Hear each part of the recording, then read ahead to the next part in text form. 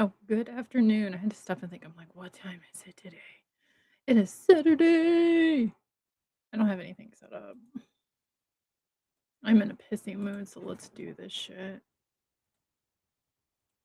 I'm gonna go over. I watched a little bit of Seth Rogers stream last night. I was literally yelling at my phone. Like I'm so over his bullshit.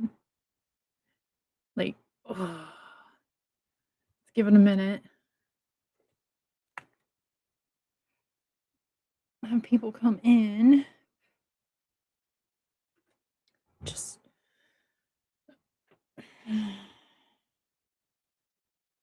screw it. Let's just start. Fuck it.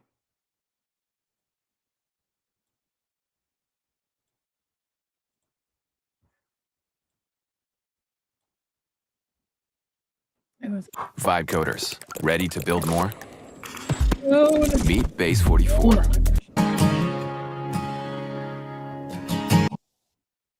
We're gonna skip through the beginning and then him here. He's just blub. He just sits there in silence.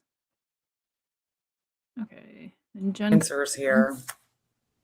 Just let me know when you're ready to Okay. start. Hey, So I find it funny that Seth sent Jen and God knows who else questions to ask him. Like he sent him yeah, like what the fuck? I don't know. guys. Oh, Hey, I mean, Jill. you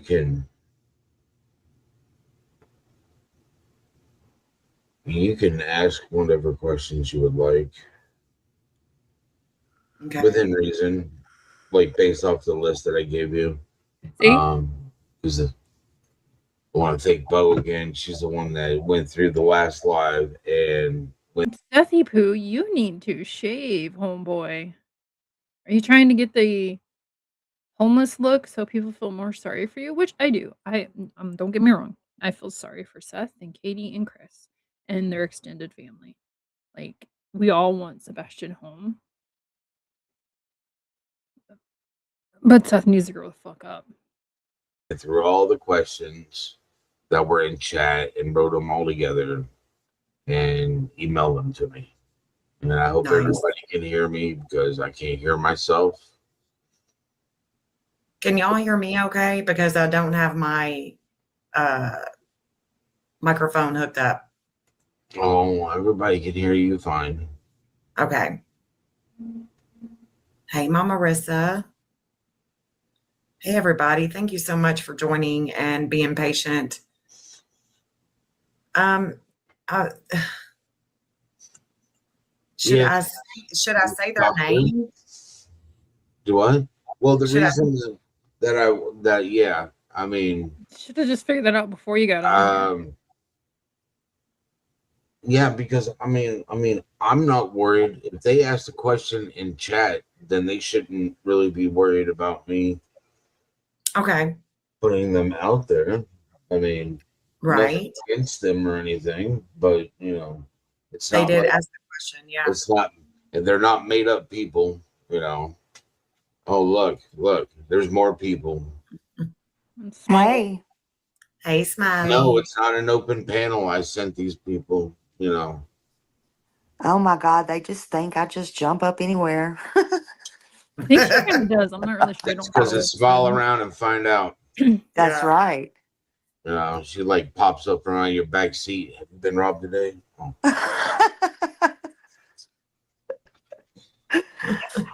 Oh, we need to go talk about it. Hey, BHB. I'm from Florida, Hey guys. So do we want to start? Let's start with Horsey Love 1234. What can Sebastian's army do to help? Well, that's simple. I need people to keep your eyes open and hand out flyers. Talk about Sebastian. It's what I ask everybody to do.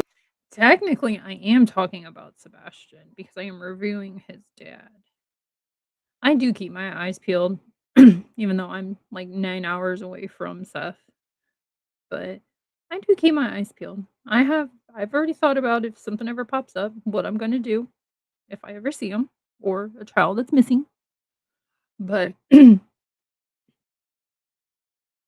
Yeah, technically, I am talking about Sebastian. Somebody will see Awareness. Sebastian, and then we can bring him home. Right. I see Bullhorn. Just She's wait. in there. My commentary is gonna get I so see much better. Betty. Yeah. Yeah, you tell her to go ahead and check her phone.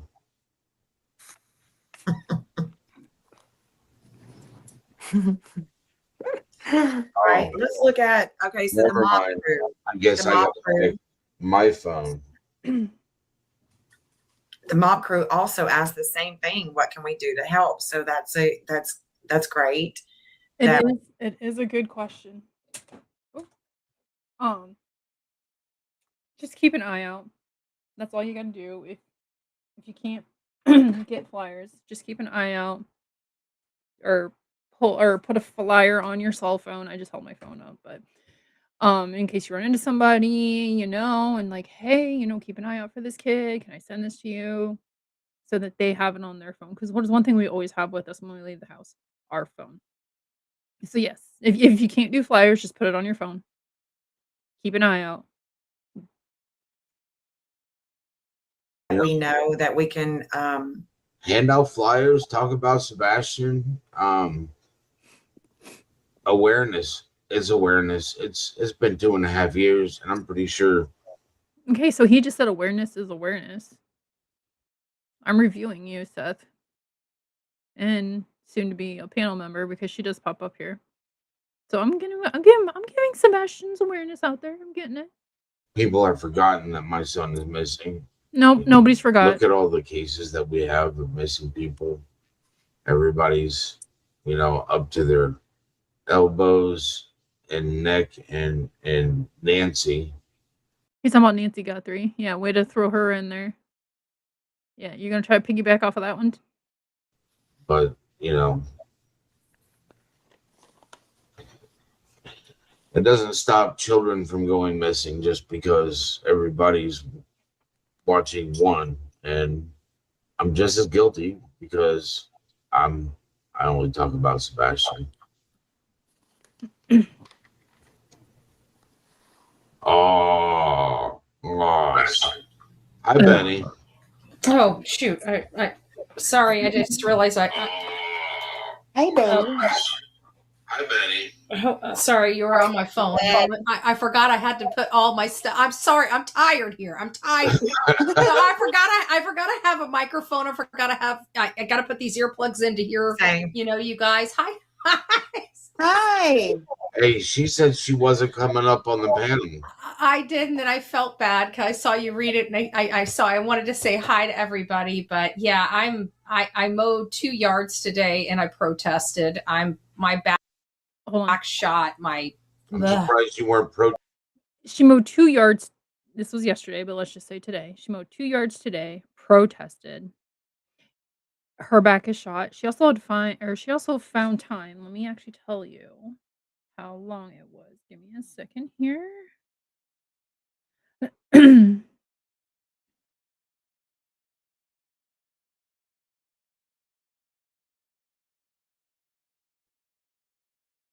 it is.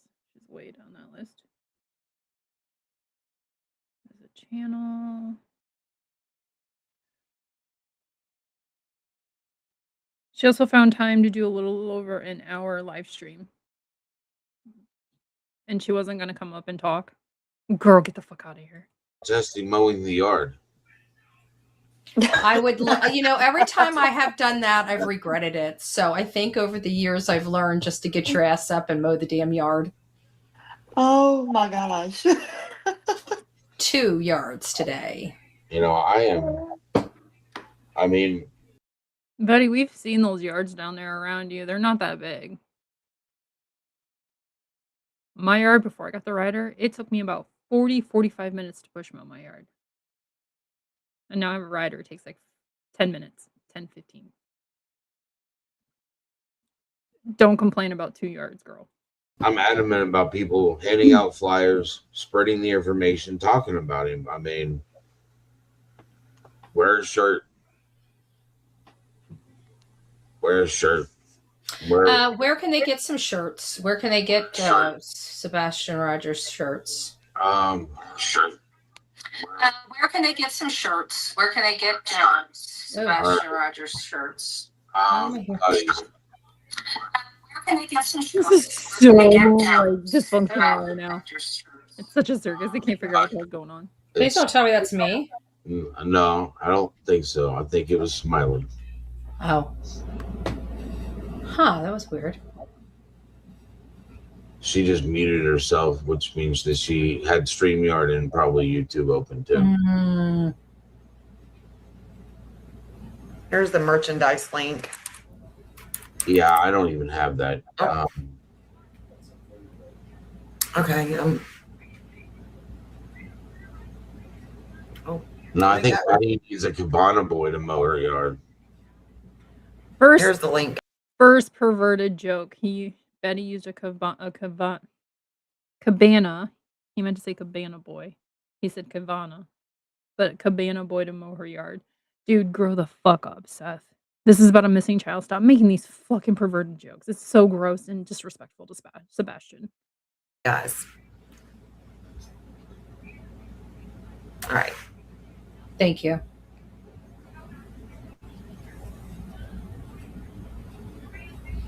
So I'm sorry.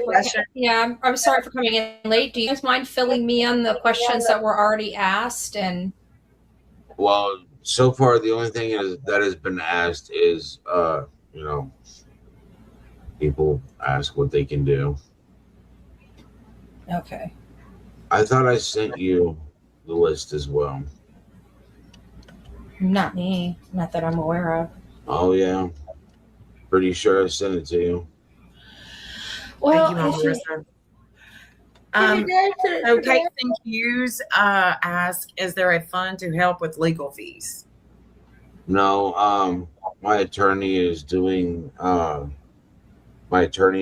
everything off of. Oh, hold on a second, I gotta mute.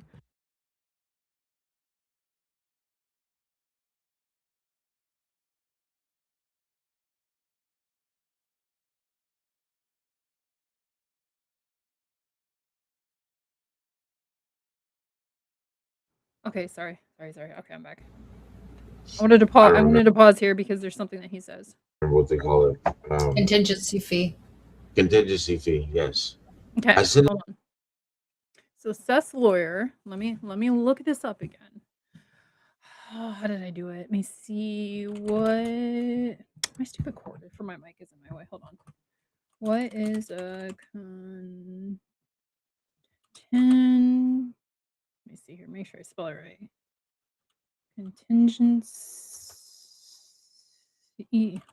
Contingency fee for a lawyer. It's already up in there. Here we go. Okay. A contingency here. You know what? Just so you guys can see.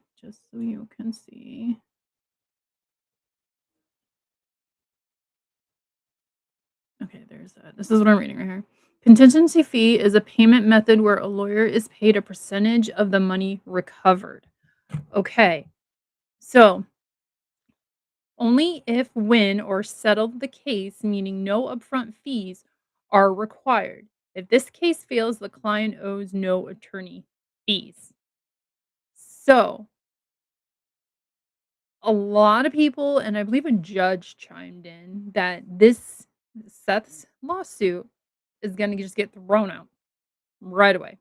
If this does not go to trial, Seth's lawyer doesn't get money at all. Okay? It does explain why Seth had said that what they were asking for, it was kind of low and then it got bumped up. I can't remember how much he's asking for right now. I want to say like 25 million or something like that. I don't know. But anyways, so now let's say it does go to trial and Seth wins. Let me see how the payment works. Percentage rates. The lawyer takes a fixed share of the final award or settlement, usually ranging from 33 to 40%. Case outcome. Under a contingency fee, Lex U.S. law, legal and promoted agreement, If the client wins the case, the lawyer's fee comes out of the money awarded to the client. So if Seth wins his lawsuit against Sumner County, then the lawyer gets paid. If the client loses, neither the client nor the lawyer will get any money. So yeah. So I think he purposely did this because he knows it's not going to go to like trial or anything. I think he did this to one, put Sebastian's name back into the news. Two, to let a fire under Sumner County's ass. That's just my opinion. So, but just remember, if he loses, lawyer doesn't get paid. If he wins, lawyer gets a percentage. To your Gmail, Betty. Oh, maybe that's why I didn't get it. Okay. Michelle G.A. Seth, can you tell us where this court proceeding will be held? I believe it will be held in Nashville. Okay, so Tennessee has Middle Tennessee, East Tennessee, and I think like West Tennessee or something like that. I'm not sure about the West one. I used to live in Clarksville. I literally used to live in the same town Seth does. Okay, so I know a lot of things that he's talking about, like the card shop. I know exactly what card shop he's talking about. It's weird and creepy. I can tell you the story if you want me to. So remember, let's say he wins. Nashville is the capital of Tennessee. If you've never been to Nashville, don't do it. Do not do it. Don't go there. If you go there, make somebody else drive. I absolutely hating driving there because those people don't know what the fuck they're doing. And their roads are like weird as hell. Like it's weird. My late husband used to go down to Vanderbilt all the time for his cancer stuff. So it was easy getting to Vanderbilt. Don't get me wrong, it was very easy getting there, but the drivers. And then like trying to pull into a gas station was worse than trying to get out of a gas station. I don't just don't ask. It was. Nashville has a lot of tourist traps. Broadway, that's the number one tourist trap. If you're gonna go to Nashville, go off the beaten path. I'm telling you that right now. Do not go onto Broadway. Everything is jacked up. The prices are super high. It's horrible. But if it goes to the Nashville court, okay, keep in mind, let's say he's asking for 25 million, which you cannot put amount on a child. I'm just gonna tell you that right now, Seth. 25 million is not gonna help you. The lawyer gets the percentage, the 30 to what, 44% or something like that. Let's just say 40. 30 to 40% of 25 million. Then he's gonna have to pay legal court costs. Seth, you're stupid. At the federal court.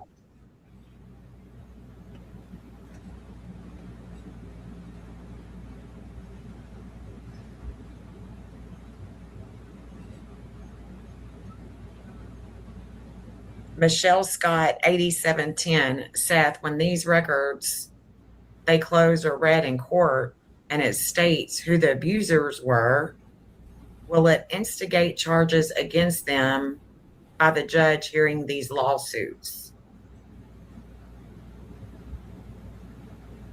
This is a civil case. I don't believe that any criminal. It's a civil case, so I would have to say that there's no criminal charges from the civil case. When the judge reads it, I mean, federal judges have a lot more Federal court. That's what it's gonna go to, is federal court. authority. So I think Seth's also hoping that this does go to trial for the simple fact that he even says it in here, and I'll point it out when he does it. But he wants discovery to happen. He wants to open that can of worms on Chris and Katie. He can't do it social media way anymore, so he's doing it through the court system. I totally forgot what I was gonna say too. Let's open that can of worms. Federal. Oh, and the CPS things. He is Sebastian's father. He can request a copy. He can go in there and talk to them. I don't know why he's not doing that. Maybe he thinks he can, but you can. Like, then I'm I gonna give do, him bad information. or my attorney. But this is civil. This is just trying to get information that See? other people were already privy to. Trying to get information that other people were already privy to. He's talking about Chris and Katie. He's trying to get information. That's all this is information. That's all he wants.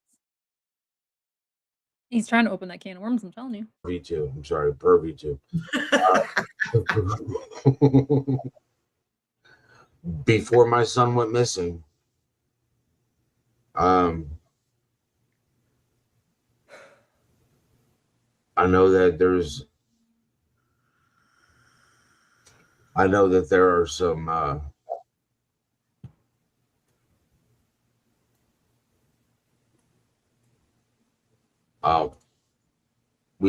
we got speaking of judges, it's Here's the court. here's night court, I have no idea why he says that about her. I'm sorry, I Here's was one. muted. I was muted there. Hey, Sorry like- about that. Hey guys. Hey ladies and honey. Seth. Good to see you guys.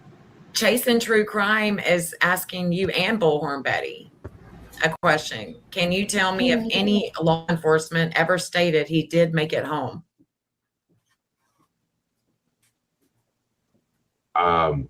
Say that again. I'm sorry. I saw Betty waving. I did too. I saw her wave. The answer is yes. The answer is yes to that question.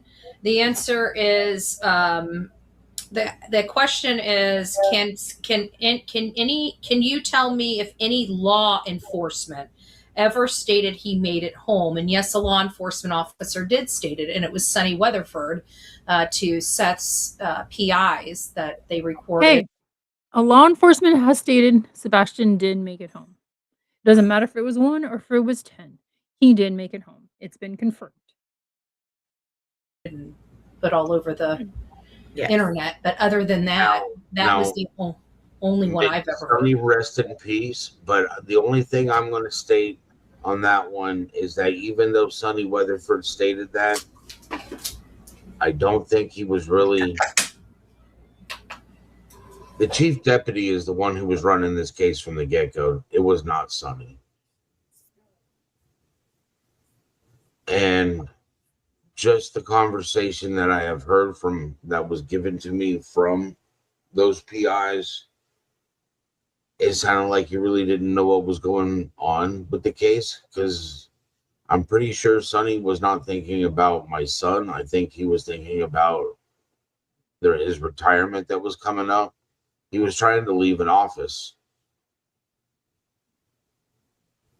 If you speak to any law enforcement, detectives, FBI, whatever, they all have that one case that still haunts them that they couldn't solve.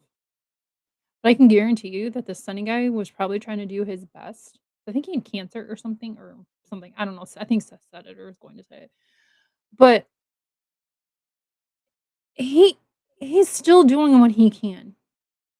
Yes, they're thinking about their retirement. Usually when it gets close to their retirement, they freaking go to a desk job. So they don't leave any of their cases open. Interesting.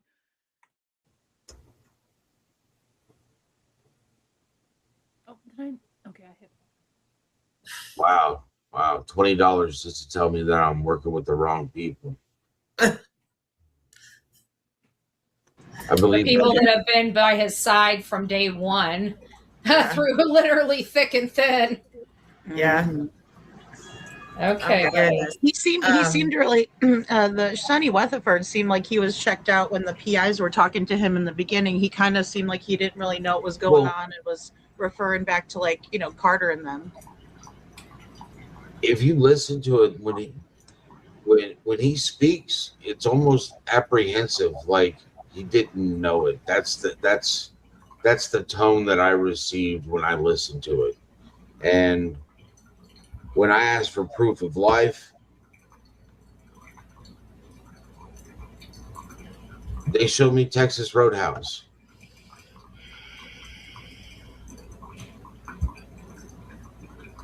That to me is a real big it's a real big notification for me, for law enforcement to show me the Texas Roadhouse of him leaving, not the whole thing, but just him leaving as proof of life. That doesn't, to me, that doesn't mean that he came home. And no matter how I look at it, too many lies have been told on the other side for me to believe what comes out of their mouth. So I know that law enforcement has stated that they have no proof that he's ever left the house. But to me, they don't have proof that he was ever in the house prior to the missing.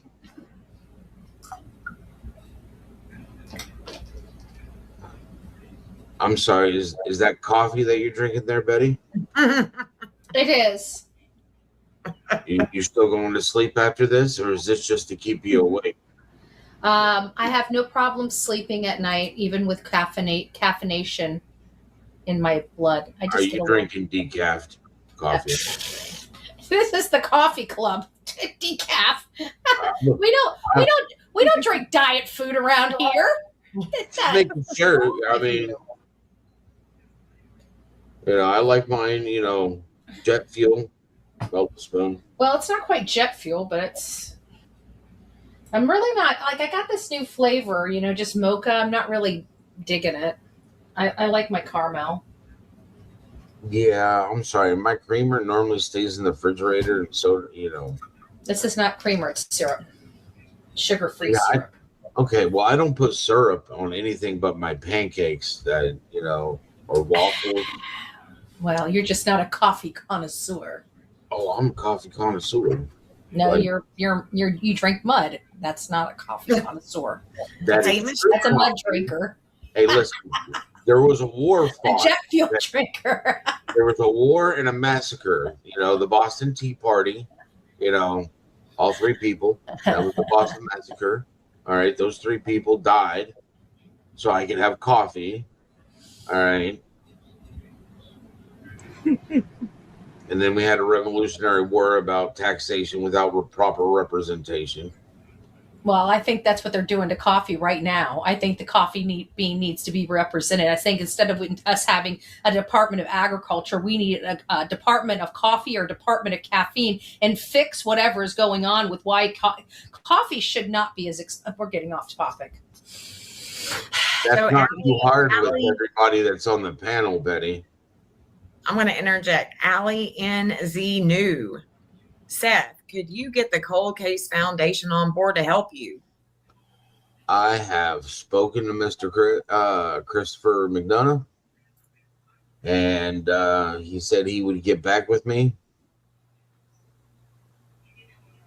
And I'm still waiting on him to get back to me.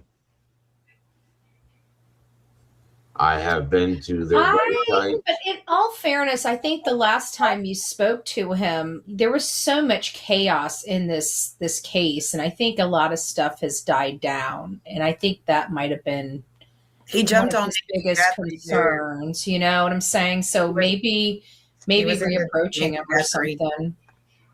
Just a thought. I mean, I can always approach him. I did go to their website and I filled out all the paperwork like they asked me to do. And we know it's an organization. It's got it's got to make it through the initial before it can make it to anybody else. Right. I don't know. He's been on the Nancy Guthrie, and a lot of people are on Nancy. That's a hot case. That's for sure. It's got all the twists and turns and bells and the whistles and some details that are quite similar to some of the details in your son's case. I mean, in all fairness, corruption is a problem.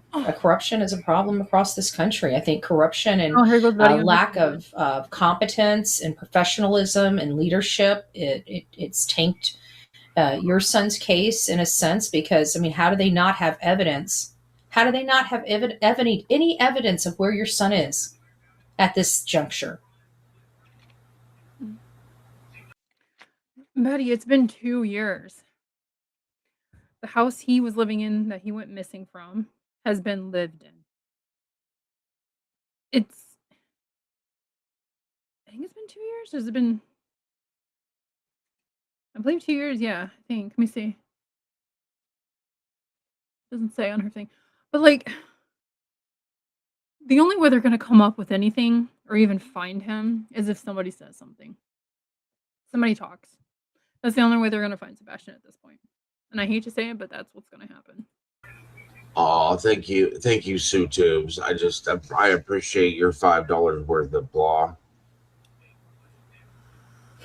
Mods, feel free to Where is that at? I was on here. I got that one, Betty. Betty, you got the other one. I got that one. I tell him thank you for the tip. There.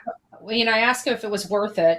When. Well, I prefer a tip telling me where my son was than your $5. Exactly. Maybe everybody's got to stop drinking decaf and start drinking real coffee. You know what I find? Let me just say this here. I'm going to say this. I'm going to put this down just like this. I think it's very disgusting.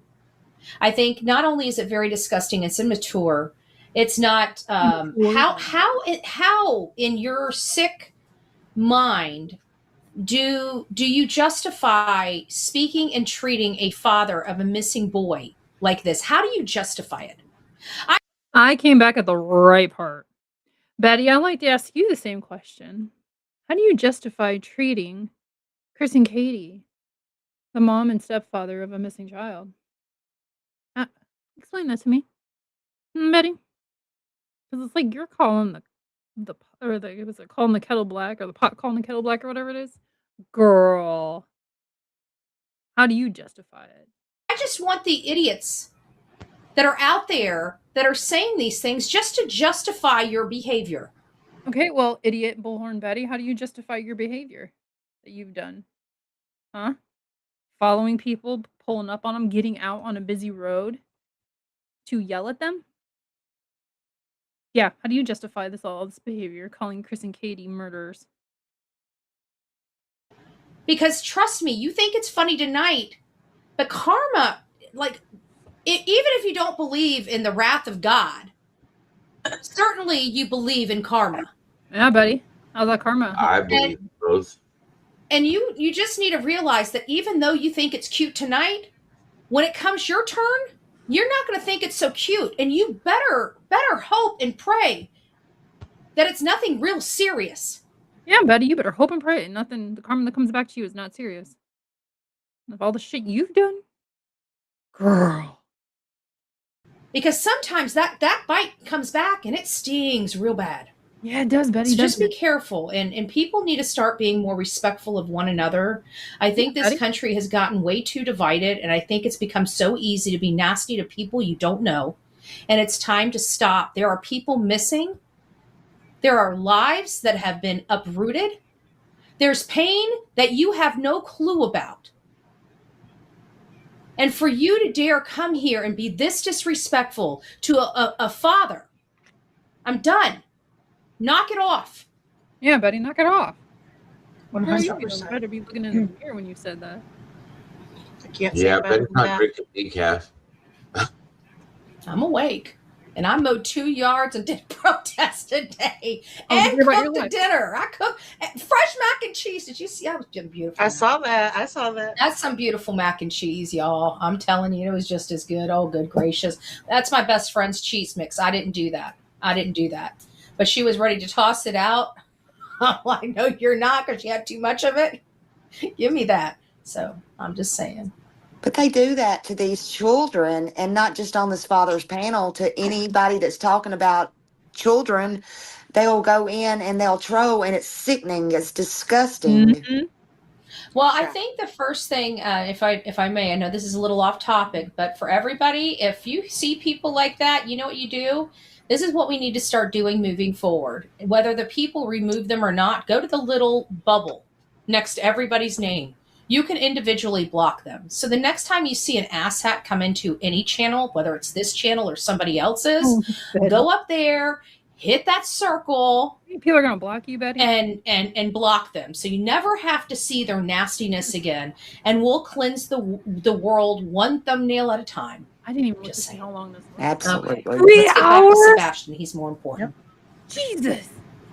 You know, it doesn't. I mean, I'll be honest. It doesn't bother me. I've been dealing with it for 2.5 years. I mean, It bothers me. It bothers me because, we deal with humanity here. And I just don't know where the hell our What are you humanity doing, is Betty? gone. It bothers me a lot. Girl. Okay. Doesn't- How somebody can come in and treat it doesn't matter about just you, Seth. It's just any family. You're not the first time that they've treated like this. How do you do that? How do you justify? well, there's no justification for it. There isn't. From the get go, I haven't asked for sides. From the get go, I've asked for Sebastian to be found. And You haven't asked for sides, but yet you came balls to the wall on every panel you could get on and started bashing Chris and Katie. You're the one who has made the divide, Seth. If you would have kept your mouth shut and worked with Chris and Katie, this had been a whole different story right now. But you didn't. You ran your mouth just like Betty. And now look, Katie's got Chris for support. Who do you have? just naturally think that they got to choose a side. And, you know, the fact is that there's only one person missing, and Sebastian is still lost. He's lost in this world. And the only thing I care about is finding him. So does Katie and Chris. You know, it's. If you want to be fair, I don't wish it upon anybody for your child to go missing ever. It's not.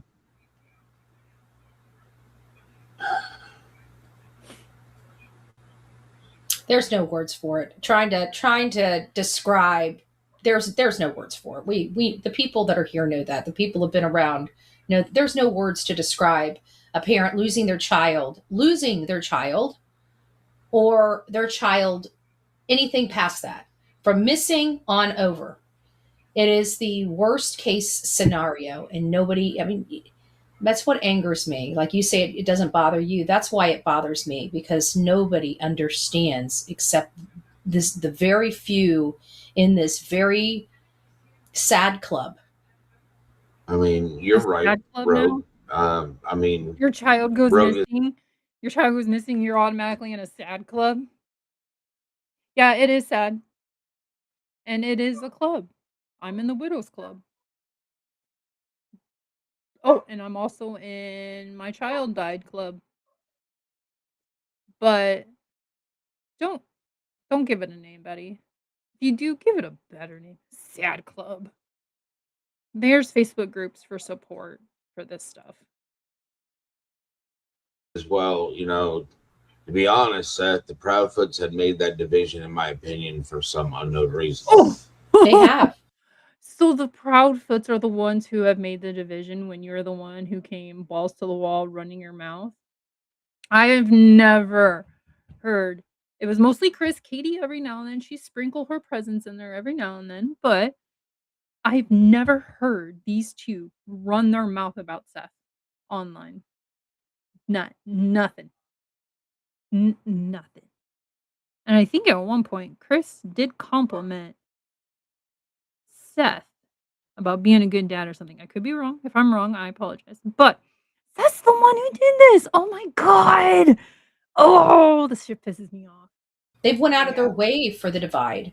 They have, because I mean, and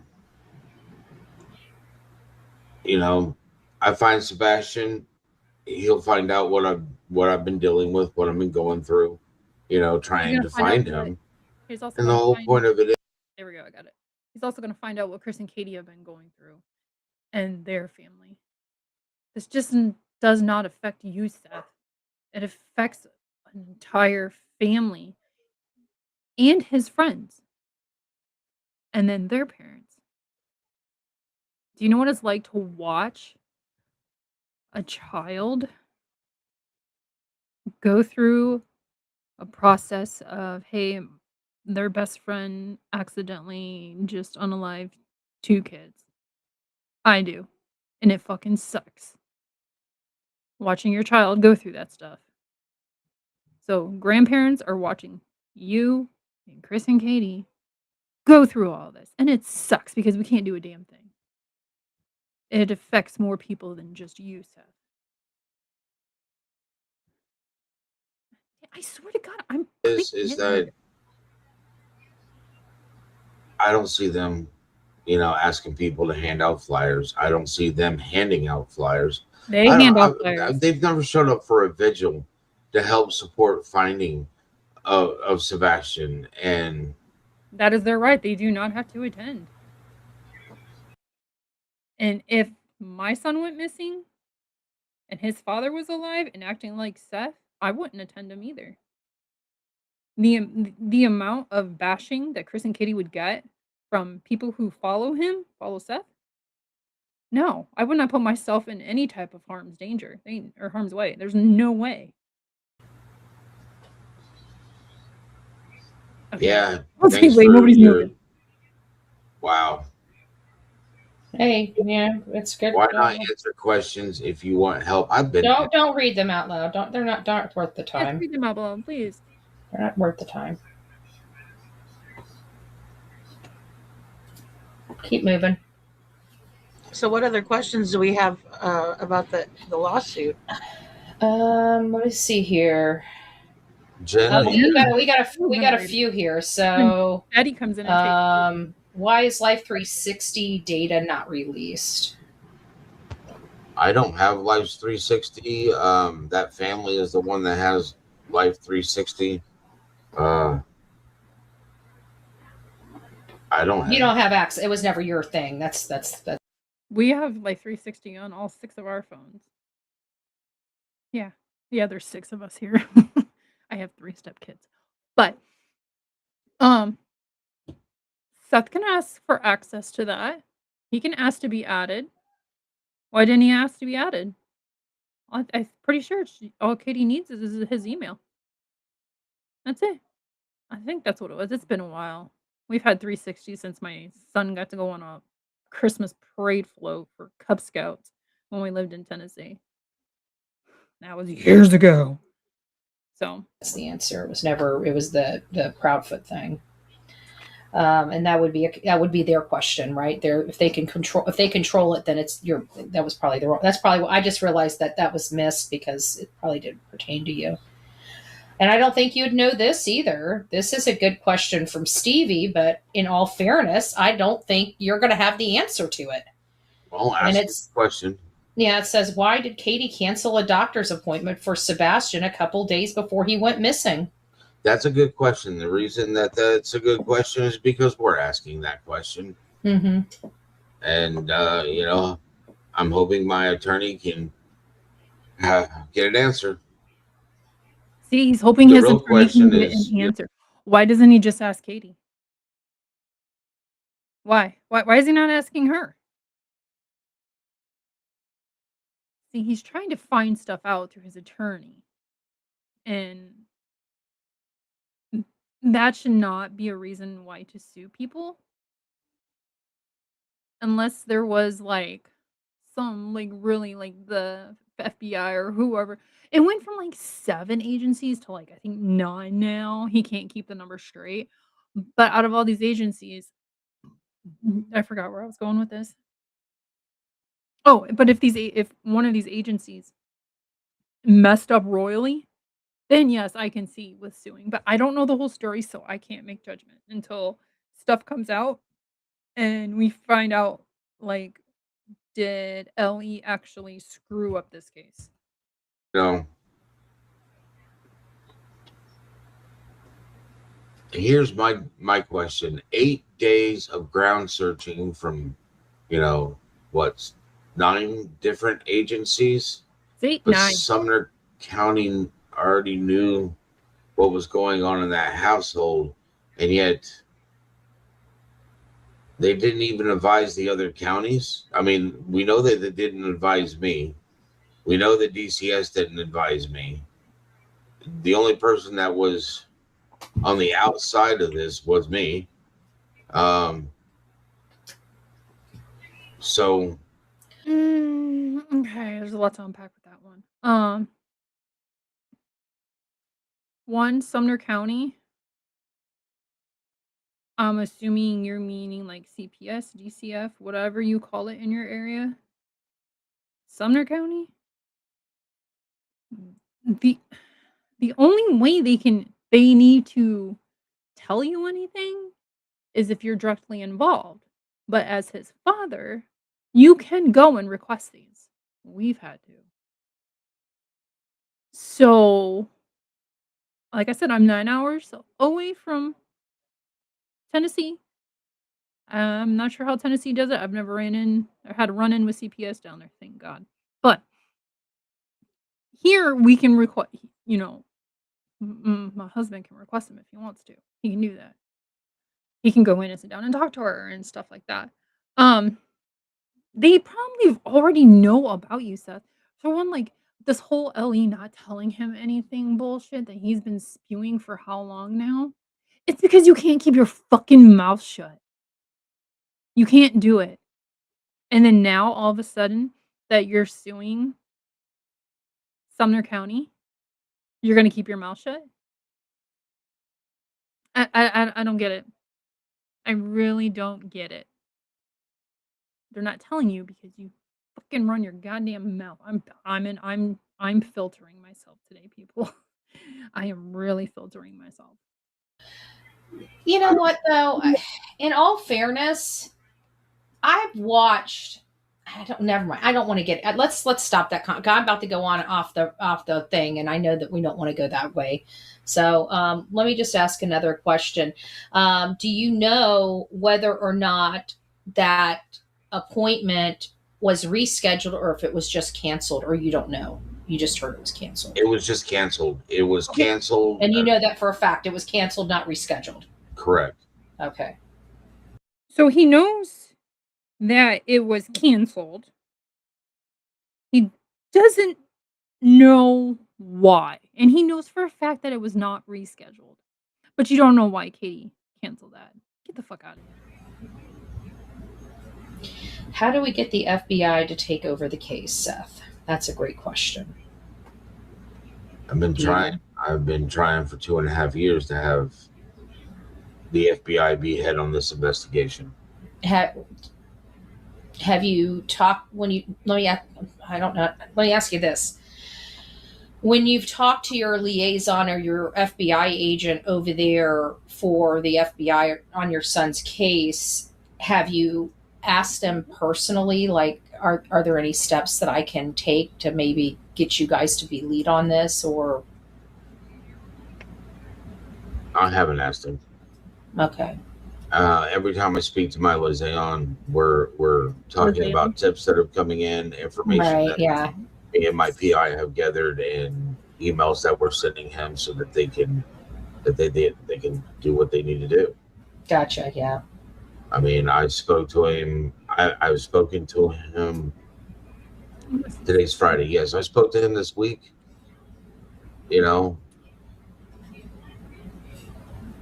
he knows about what's going on in the lawsuit and everything else. Mm-hmm. And he advised me that he didn't care what I was doing in the court system. His job and his goal is to find Sebastian, and I appreciate that. Yeah.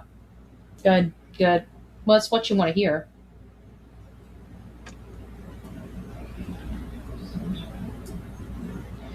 This one says, I'm local. Did you know Sumner County Sheriff's Office deputies were dispatched to arrive at the command post, aka Shackle Island Fire Department, at 5 a.m.? Did they know that early? I think that's might be incorrect information.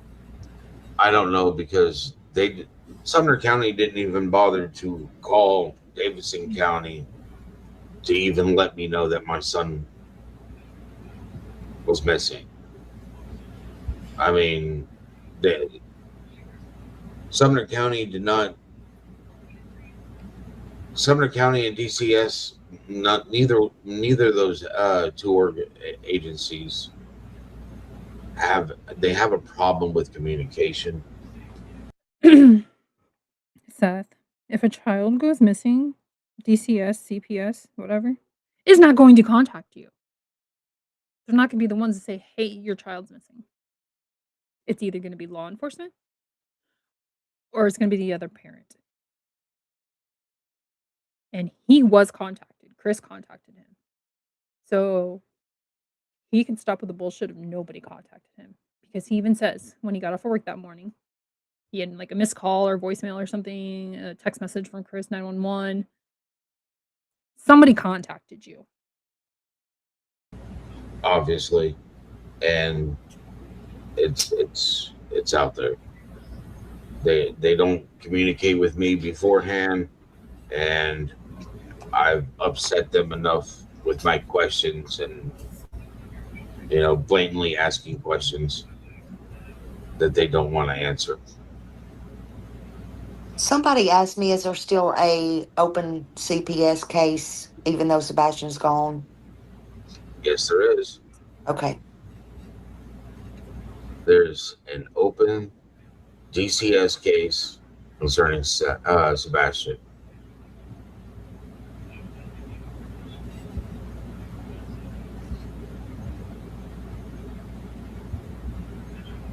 Now, is that the one from February that they were talking about?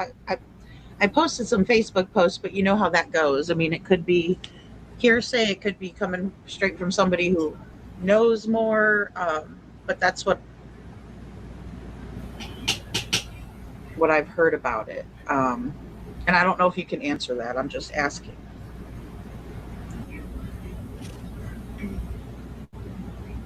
What was your question again, Lady Freedom? Sorry, Seth. No, I was just asking as it pertains to the CPS report. Is that because Chris was saying that there's an open CPS report because Sumner County Sheriff's Office had to report them because Sebastian was missing, and it's just standard protocol. But then I heard from some local people saying that there was one open since February, and that's my understanding that it was already open before he went missing. No. From my understanding, there is a case that was open because he went missing. And from my understanding, because I know nothing about the open case because it's an open case and DCS didn't give me any information about it. Right. I just know that it's open and it's been open since he went missing because he is missing. And I am pretty sure it's based off of all the previous DCS case records is the reason that they opened it when the child went missing. What? No. Which, in my opinion, if they had just let me know that my son was going through some of the stuff that he was, if they had just called and told me, we wouldn't be on panel right now talking about my missing son because my son wouldn't be missing. I don't even know what to say to that. I honestly, you know me, if you followed for a while, I never get I'm speechless. I wouldn't be here. It's Friday. We would be at the game shop playing Magic the Gathering, toning up our decks to get ready for the tournament because there would have been a tournament tonight and there would be a tournament tomorrow. And on Sunday, there would be another tournament for Magic the Gathering and it would have been a Commander tournament. And that's what we would have been getting ready for. Wednesday we would have been playing D&D.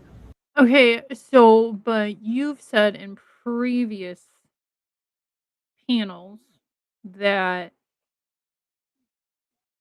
you got him on the weekend. You're a freaking weekend dad. He would have coffee made for you when you got home from work. Or he'd be sitting there playing on the PlayStation Xbox all night while you were at work. So explain to me how you would be going and doing these things with the magic and stuff like that if you're at work? Just a question. Thursday, we would have gotten our decks ready to go play in tournaments on Friday and Saturday and then Sunday. Unless he didn't want to be in the tournaments, wouldn't have really mattered. Thank you for clarifying that, because I know there were some questions, and yeah, I appreciate that. Autumn's Ashes is asking, is there strong indication that Sebastian is still in Tennessee, or do you think he could be in another state? The only thing I can state about that is because I can't get into the tips and stuff, is that we have had tips from outside of Tennessee. We've had some tips that the FBI agents thought it was Sebastian and weren't on it. I mean, we've had tips in New Mexico, in Albuquerque. We've had tips that have taken us to Columbus, Ohio. I've had tips that have taken me to Missouri. I've had tips that have taken me to Virginia. I've had several tips that are just literally on the border of Kansas. I mean, not Kansas, Tennessee and a neighboring state. But if I can't make it there within, a 10-hour drive or something to get to the law enforcement department to hand out flyers, then we send an email with all the information that we've gathered and we send it to the FBI, let's say. We're also in communication with the National Who's Center we? for Missing and Exploited Children. Who's we, Seth? As Queen Bee would say, is the turd in your pocket? Is that who we is? Like, who's we? So when they get tips, they send it to the FBI. When I call them and ask them about tips, they let me know what tips have been coming in. I'm the only parent that's been reaching out to National Missing and Exploited Children. The other has not, and that's just information that's been told me by the, from the National Center, is that they can only discuss tips with the parents. Okay, they only share tips and stuff with the parents. Okay, I understand that. But they cannot tell you that, no, Katie hasn't reached out. Or telling Katie, no, Seth hasn't reached out. They can't tell you that. That is part of an investigation with a missing minor. No. FBI, law enforcement, and the parents, and I'm the only parent that they discuss the tips with, because I'm the only parent that's actually called them. No. I'm not sure if you can answer this or not, but this is from Mr. and Mrs. Froggy. Just wanted to ask to clarify whether LE ever specifically said CP or KP took and passed the polygraph. Do you have any information on that you can share? I don't know if you're able to share any information. I do know that Sebastian's mom was taken by TBI to do a polygraph, and I do know that she didn't deny it or ask for an attorney or anything like that. No, Chris lost his when they brought her back, because TBI didn't tell Chris that they were taking Katie. Okay, they don't have to tell him. No. Because then that's gonna, if something happens to my son, I fully expect my husband, my son's stepfather, to be out of the loop of what's going on with me, and me to be out of the loop with what's going on with him, because that's what they got to do. They have to keep people separate, for one, so they don't come up with a plan. So there's a reason why they didn't tell Chris. Chris has every right to lose his mind. I mean, his stepson is missing. And then potentially he's probably thinking at the time, "Oh my god, my wife's missing. What the hell? My stepson and my wife are missing. What the fuck do I do?" Like, I get it, but they do not have to tell Chris that they're taking her. Ugh. Gotcha. And he was pretty upset that As she everybody didn't call and tell him that. When was this? Like, was this within the first 3 days? Yeah, this is day 2. So you were there when all this happened. So you saw Chris lose his shit. Oh yeah. And I've seen Chris lose his shit outside of the courthouse, so I kind of know what he looks like when he loses his shit. Yeah, in his house, walking out the front door, extremely mad and angry, and started yelling at Katie. In front of everybody? Oh yeah. Oh my god. I don't know about Lady Freedom, Jen, or Smiley. I've watched a little bit of Smiley, but I don't know enough about her. I've watched Bullhorn Betty. Bullhorn Betty is the reason why I am on YouTube. I came from TikTok. I was a TikToker. And then I learned about Betty's bullshit, and now I don't watch her. But it seems to me Betty and Seth are not critical thinkers. They don't think outside the box. They don't think, "Oh, maybe Chris thought that his wife went fucking missing." They're not thinking like that. Oh, dude. In front of the TBI, everything. I mean, they've all seen him lose his. They don't care. And none of them even thought, "Oh my gosh, this child that has these disabilities is living with somebody like that." Not one time did that. I mean, oh my god. Betty, That's already documented in these papers, and it's just fine and dandy, in my opinion. Okay. I got. Yeah, I got no you, evidence of caffeine. foul play. No Who evidence saw? whatsoever. Maybe I should have went with Woo you. saw. Okay. Woo saw. I see what you're Sorry. Woo saw. Betty is Yeah, pissed. no, they saw it. I mean, obviously, it's documented in these records. I mean, the DCS agent obviously had to believe that neighbor to write that down in the report. I mean,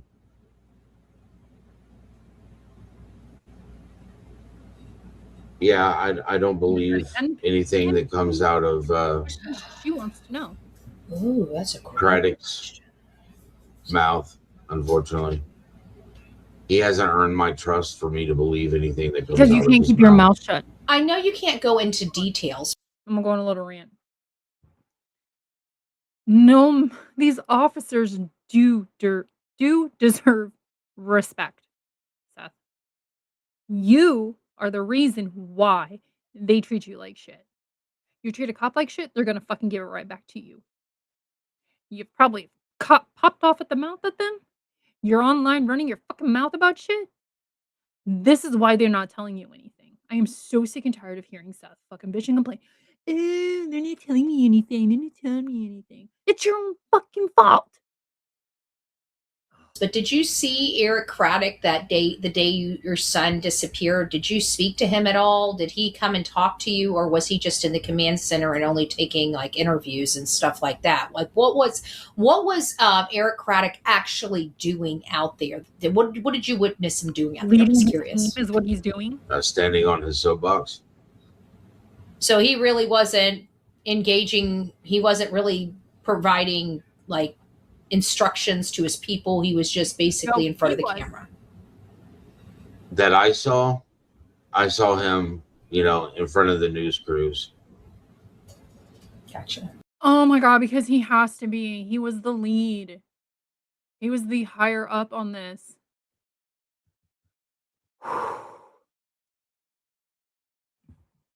Somebody please knock some sense into these people. It's like a family tree. You start at the top with Eric Craddock, and then he's got his people below him, and then those people have people below them, and then those people, and it just goes down all the way to the bottom. He's the face. He's always been the face that goes in front of cameras. Oh my god. Okay. When I finally spoke with him, they were pretty adamant about not speaking to the news media. Let them handle that. They'll take care of the news. And I was just like, that's fine because I'm looking for my son. I really wasn't. What happened to that, Seth? I'm getting pissy. What happened to that, Seth? Letting Ellie take care of the news. You want to look for your son? By all means, search. Oh wait, you only do it when the cameras are running. From what I've heard, you've only done it 4 times. Huh. I'm pretty sure Chris and Katie have searched a lot more than you have, considering there's video footage and pictures of them out searching. I know one search was with Clue and fiance. If you don't know who Cluminati is, she was on here. She lives there in Hendersonville. She is good friends with Chris and Katie. Um, she now hates Seth with a passion. She in the beginning she did search with him, and she did not like the vibe that he gave off. So she's like, "I'm done. I'm done. I'm not being around this guy anymore. Fuck that." If you know who Cluminati is, you can hear her saying that. But there's nobody left. And I forgot where I was ranting about. Searching. I don't remember now. You know, I thought they were going to be spreading the awareness that he's missing. They have been.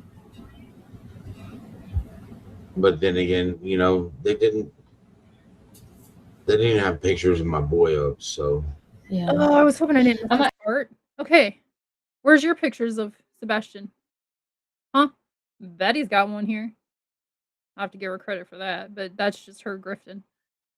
But where's yours, Seth? Why is there no picture of Sebastian? You used to have oh, maybe right there, but we can't see it. We don't even know what that is. Because this is what I was actually just gonna say you used to have, and then I seen this. Can't tell what the hell that is. Where? Where's your pictures of Sebastian? Ask one more question, and then the girls can ask, and maybe they can interchange questions. I'm starting to get tired. It's starting to get harder to read. I'm exhausted. Well, maybe you stop having syrup in your coffee and just have some more coffee in your coffee. Oh, Right, stop last it! night when I Stop watched it! this, I Stop only watched it! a little bit more. I think oops, excuse me, Betty was getting ready to get off panel, and then I just stopped watching it. So that'll be SSI all officer. new reaction from me.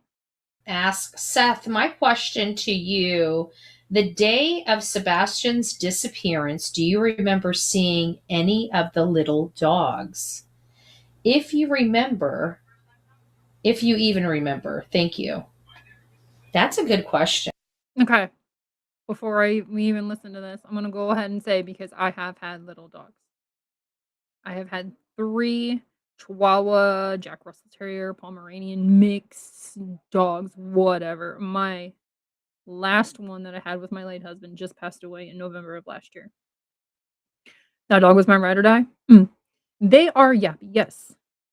Little dogs are yappy. We all know this. My dogs, literally, I think Tommy. No, wait. What did Moo weigh? Moo, we had to put Moo Cow down. He was a good looking dog. He literally looked like a cow with long hair. He weighed 13 pounds. He was a little beefy. He was a little beefy. But they okay, so how do I want to put this? So I had them 3. I had Tommy, Moo Cow, and Rebel. Rebel was my late husband's dog. He was a full Chihuahua. When I started dating the guy that I'm with now, it took my ride or die Tommy like a year and a half to get used to my now husband coming over to the house to spend time with me. A year and a half. He absolutely despised him because Tommy saw me as his pack leader. He, somebody from the outside's coming in. And then Tommy kind of just learned to tolerate him. Tommy took really, really well to his 3 kids. Real fast, everything. I had him on a leash. I sat down on the floor and I just had them walk by me. He was completely fine. I did that exact same thing with all 3 of his kids. Or with all of his kids and all of my dogs. The other 2, Rebel and Moo Cow, they would bark at first, but no. Moo Cow was the chillest one of them all. But they took to the kids really, really well and got used to them. Um But, like, if a car door would slam outside or somebody would ring the doorbell, we all know the dogs bark at doorbells, or we would just be outside going, "Potty." Okay, because Pugsley's in here. Um, they would bark at people walking by, riding by. Another dog or another cat, yeah, they would bark. So, little dogs do bark, and yes, I would have to put my dogs away if somebody from outside of the family came into the house. It's just common sense. That's what you do. If you know your dog is not a stranger-friendly dog, then you're gonna put your dogs away. Okay, now let's listen. Because Yeah, the little were they loose? Were they contained? Were they in their kennel? Like where were the dogs? kennels. I mean, When you first walked in, if you don't mind. they were in their little pen back there in the back. And were they yappy the whole time? Betty, you got a little dog, so your dog were. yaps too. Shut up. So you could hear. You could. Yeah, well, That's what Sebastian dogs loved do. those puppies.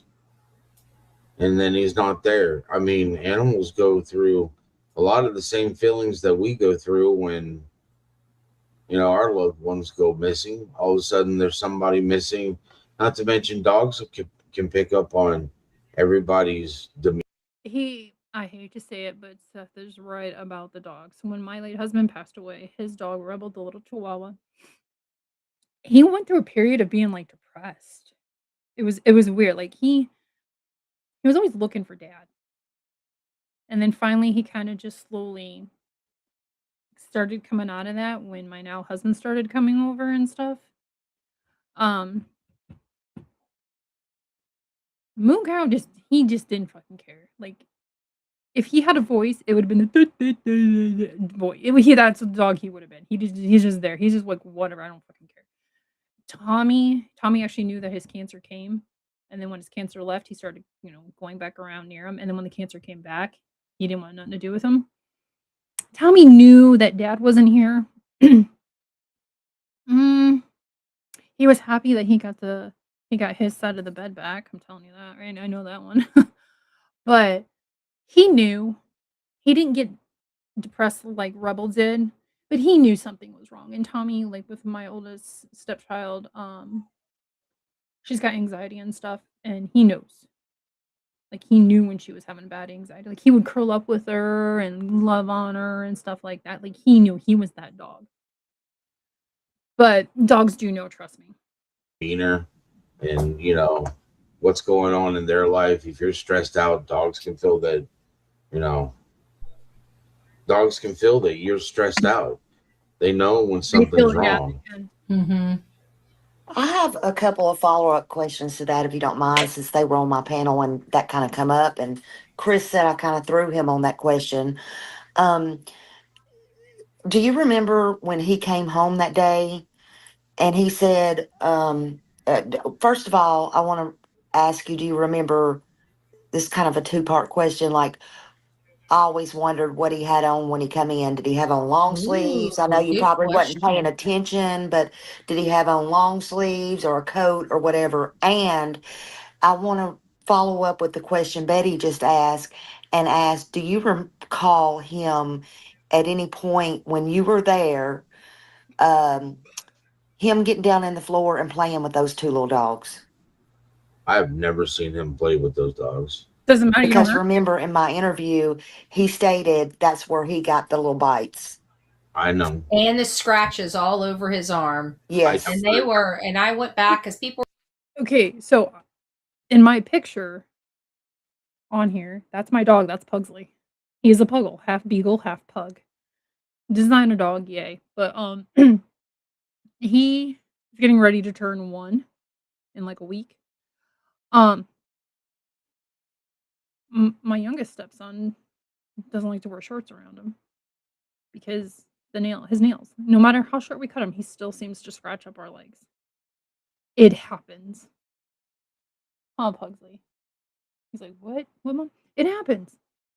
And Pugsley, he's still a puppy. He's still learning. Yeah, like when my son plays with him, sometimes he'll get him with a tooth or something, but it's not like anything bad. Pugsley knows when to, when it's playtime and when it's screw around time.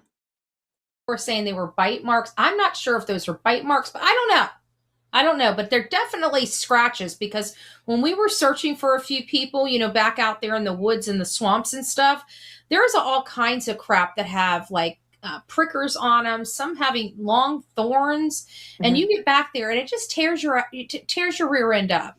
Yeah, my arms So with my Sure dogs does. all the time to this day, and I'm older, but I get all these little scratches and stuff on mine when they greet me and all this kind of stuff. But it just made me think about what he said because of what you or that question that was just asked that Betty talked about. So I did Yeah, want to follow up with that. I do not remember what he was wearing. I mean, Yeah, I wondered if when he come in, what he I had knew on, and the police, everything I'm I sure they know. wasn't. Yeah. If I knew everything I know now, Yes. if I knew it then,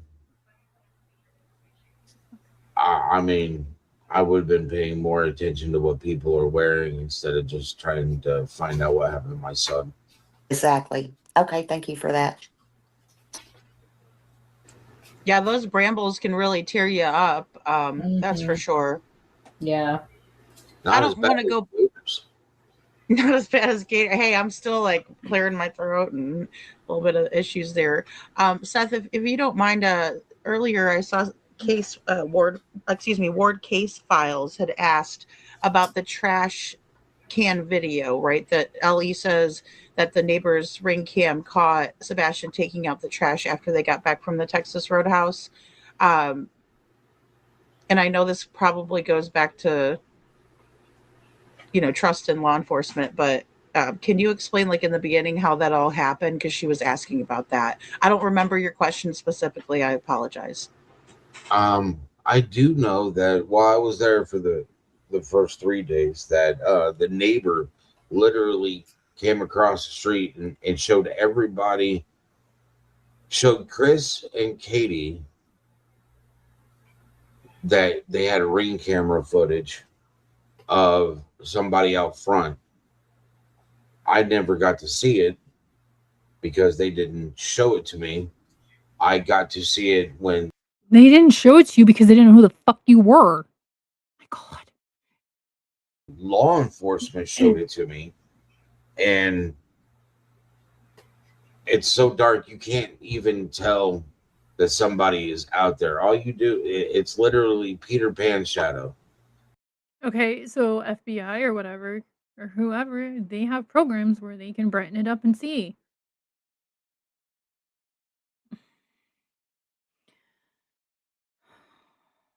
I can't. The amount of nobody thinking. It's just a shadow. Hmm. That's all you can see on there. It's not clearing up. You can't see the height of the person.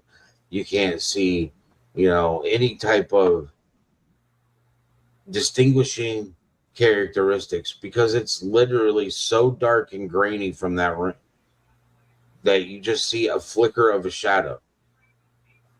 You don't even see Right. the Well, let me ask you this: Did she had she already said that Sebastian went out to the garbage can before the lady brought the tape over? Yes. Okay. Unapologetically, Nix from TikTok wants to know. Is that Nyx? Well, hi, Yeah. Nyx. Hey. Yeah. She wants to know, were you able to confirm that they served a search warrant for the home 1 year later at the time of the court hearing when Betty versed Chris? Can you say that it was true or not? Do you know? I Betty can't knows. because I can't. I mean, I don't know what was served to them. Sumner County definitely isn't going to tell me what they're serving. And the only way that they tell me anything That has that's nothing being to do with served it. is if they're trying to serve me. Okay, thank you. And Now, Seth, also, I want to. Oh, sorry. You go ahead. You go ahead. Sorry. Go ahead. where's that mute button? There it is. And now I lost my. Thanks, Lady Freedom. Now I kind of thought, You're welcome. what?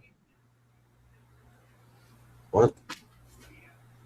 Don't pay attention to chat.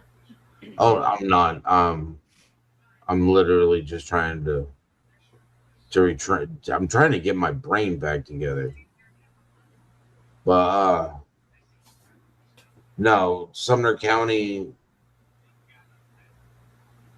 during discovery, I might be able to find that information out.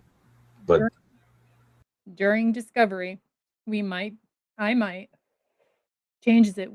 I might be able to find that information out. It's an information expedition for him, is what it is. that's further down the road. I've got one for you, Seth. I'm pretty sure you guys have more than one. One that you sent me. I think it's an interesting question. It says, did your son ever speak about a doctor on base? This is from Sabrina GP in the know. California. Yes, he was. When I heard that question last night, I was thinking of Fort Campbell. Fort Campbell is mostly in Kentucky, and it looks like a kidney bean. It looks like a kidney on its side. So, like, the ends would be down into Tennessee. We lived on the Tennessee side. Fort Campbell is on the Kentucky side. I thought about that's the first thing I thought about was like, are they asking about Fort Campbell there? Because Katie and Chris were in the Navy, so they do have access to get onto base there. I have access to get on any base I want. I'm trying to think if Sebastian could be seen on Fort Campbell because they are out. I'm not sure. I want to say no, but it depends on. I think when my son saw a doctor out in town. The only time we ever took him on a base for an appointment was when he was 2 and we were getting his first eye exam done. But my late husband he was still in, he wasn't out yet. So I'm not sure. That'd be a good question. Oh, I'm gonna ask in my group and I'll get back to you guys and let you know if Sebastian could have been seen on base. Seeing the doctor he was seeing a therapist. He saw a doctor on base. He saw a therapist on base. The therapist is the one. The therapist he was seeing was the one that I did not approve of because she didn't have the proper credentials to deal with exactly what Sebastian was going through. She was a child therapist, but she was not specialized in what Sebastian was going through. She didn't have anything. Her certifications were definitely not dealing with Sebastian's chromosomal deletion or his autism or the fact that he had been SA'd. Do you think that they would let you look at that video? So she was a child therapist, but she didn't have the credentials to deal with the autism, the spectrum stuff, the SA stuff. Somebody please make that make sense. That does not sound right to me at all. Like, they've got to get trained in this stuff before they can even become a therapist. So I think Seth's putting some bullshit out. Of Sebastian at the garbage cans again. Do you think you could get a picture of that possibly, or a screenshot of that possibly? They won't let me see any of that information. I've asked before, Just thought I'd throw that out. SI officer was asking that, and that was just a follow-up question on something else. So I just wanted to throw that in there. You're welcome. I mean, I'd love to have all these videos so that I could go over them. Yeah. Not share them, just so I could go over them and see if I can see something. Does Sebastian need his glasses at all time to see?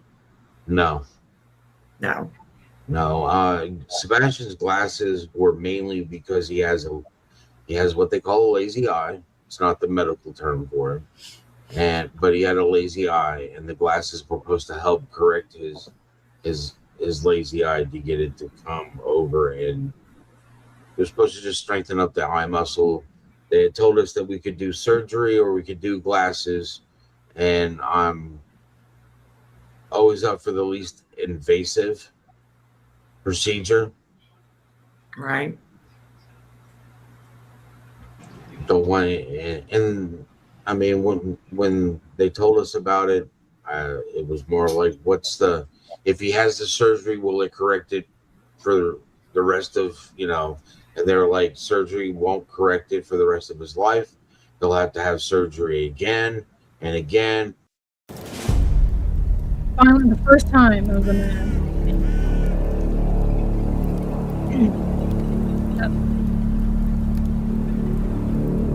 And that's like, well, glasses then. Yeah. You That's know. why my parents There's another lazy eye. She had a red pen. She had surgery, and then she had a red pen that she had to use. No, but with my hearing, I think you were right about that, because the reason why they didn't do surgery on my ear is because they said there might be technology later in the future, because sometimes you only get one opportunity to. Yeah, and I'm. It's the same thing with with the chest plate and everything that he was wearing. It's, you can have surgery or you can do a chest plate, and you have to wear it a couple years.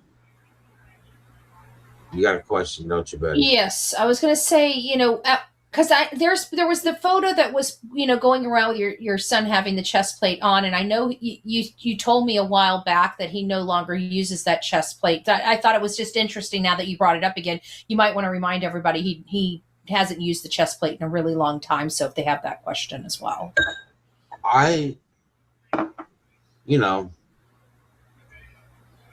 Parents know that we force things on our children. I'm the one that forced the chest plate on him. I'm the one that brought it up to the doctor. I'm the one that showed it to him, and they're like, well, his cartilage was growing faster than his body was, and it was just, there can be complications from it. And the whole thing was trying to get the chest plate was supposed to hold it in while the rest of it would grow out, and it was uncomfortable for him, which I can understand. It's uncomfortable. You kind of gotta wear it to get used to it, and he just pretty much refused, and it became a sore issue between him and his mom. And I mean, my whole thing was, well, just make him wear it. Wearing it, he's supposed to wear it for a couple hours a day and increase the time that he's wearing it until he's literally wearing it all day, and you're supposed to wear it in your sleep. And Sebastian was like, I don't want to wear it. And it's like, well, at that point in time, he ain't gonna wear it. So there's nothing you can really do about it except for Seth didn't force him to wear it either. say okay. Yeah, I'm done. So you guys have a good night. But I'm going to be yawning all over you, and I know you got important stuff, and I think it's just kind of rude for me to be yawning, but my eyes are starting to water, and I'm tired. Like I said, even if I drink coffee as strong as this coffee is, it doesn't keep me awake. When my body's ready to go to sleep, it's ready to go to sleep. So that's because you're not drinking real coffee. I beg to differ. Is the consistency of mud. You should be able to paint with, real coffee. Mm-hmm. You all have a wonderful night. Thank you for answering some questions for everybody, and I know you guys will continue. I don't know. Do I have any questions of my own? Well, I guess if I had any questions of my own, I can ask you. I don't need to broadcast it. So, anyways, I'll talk to you guys later. Have a great night. Have a great night. Thank you, Miss Betty. Night, Betty. Seth, I just had a follow-up question about the trash can video. So did law enforcement was telling you that they could see Sebastian. So you kind of, in the beginning, I think it was on Pascal, someone was referring to that, that you thought it was Sebastian, right? You were kind of taking their word for it, or am I misinterpreting that? At the beginning, I took law enforcement at their word.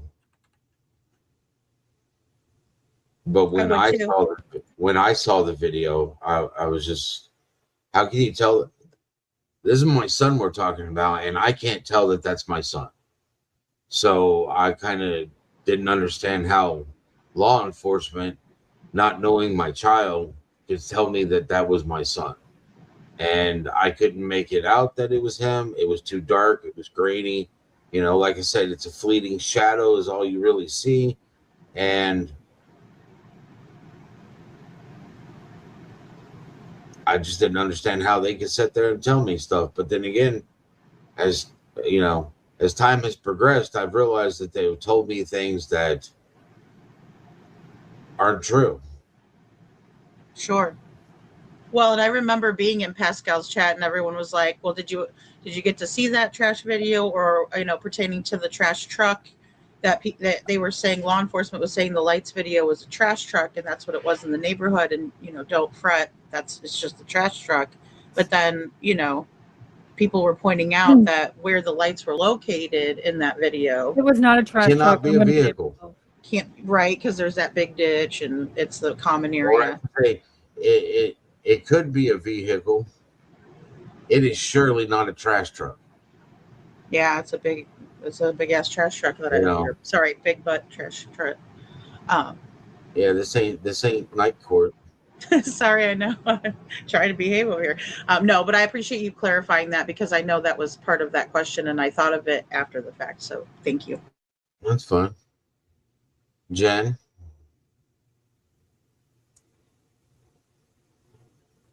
Yes.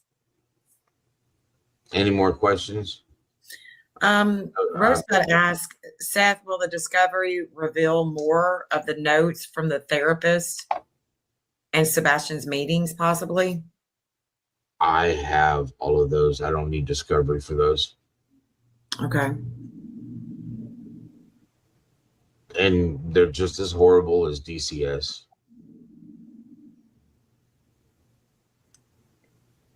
All right.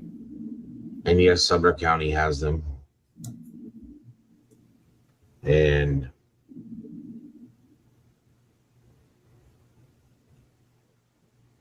to me, it seems as whoever was supposed, somebody should have been going over those notes and they should have been on it as well, and they weren't. I don't understand why they didn't reach out and talk to me, because they knew I existed too. I took him to his appointments. They knew you existed. Yeah. I'm not gonna say it. This is the doctor and the place that the mental health co-op, which is right there in Sumner County.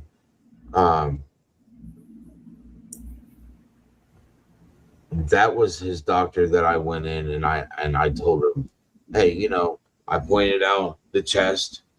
I talked to this doctor about his previous altercations in California, and she didn't even know about them. So yeah, I know somebody wasn't happy about that, because they were like, well, we told them. And I'm like, well, she told me that she did not know any of this information that I'm telling her. And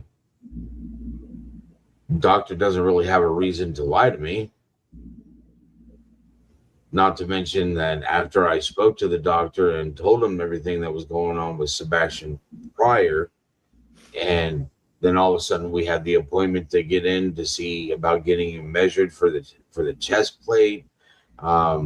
We started getting, that's when they started sending, the lady to the house to speak to Sebastian a couple times a week. And I'd have to say that if the doctor knew about it before me saying anything, that stuff would have been happening prior.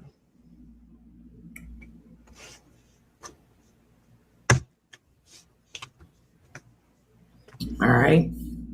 The real Paul Me Too. Apple, 8303. I'm sorry. All right. Go ahead. Go ahead, Lady Freedom. Or Smiley. The real Me Too said, isn't it true that Chris was not supposed to be there when Sebastian went missing?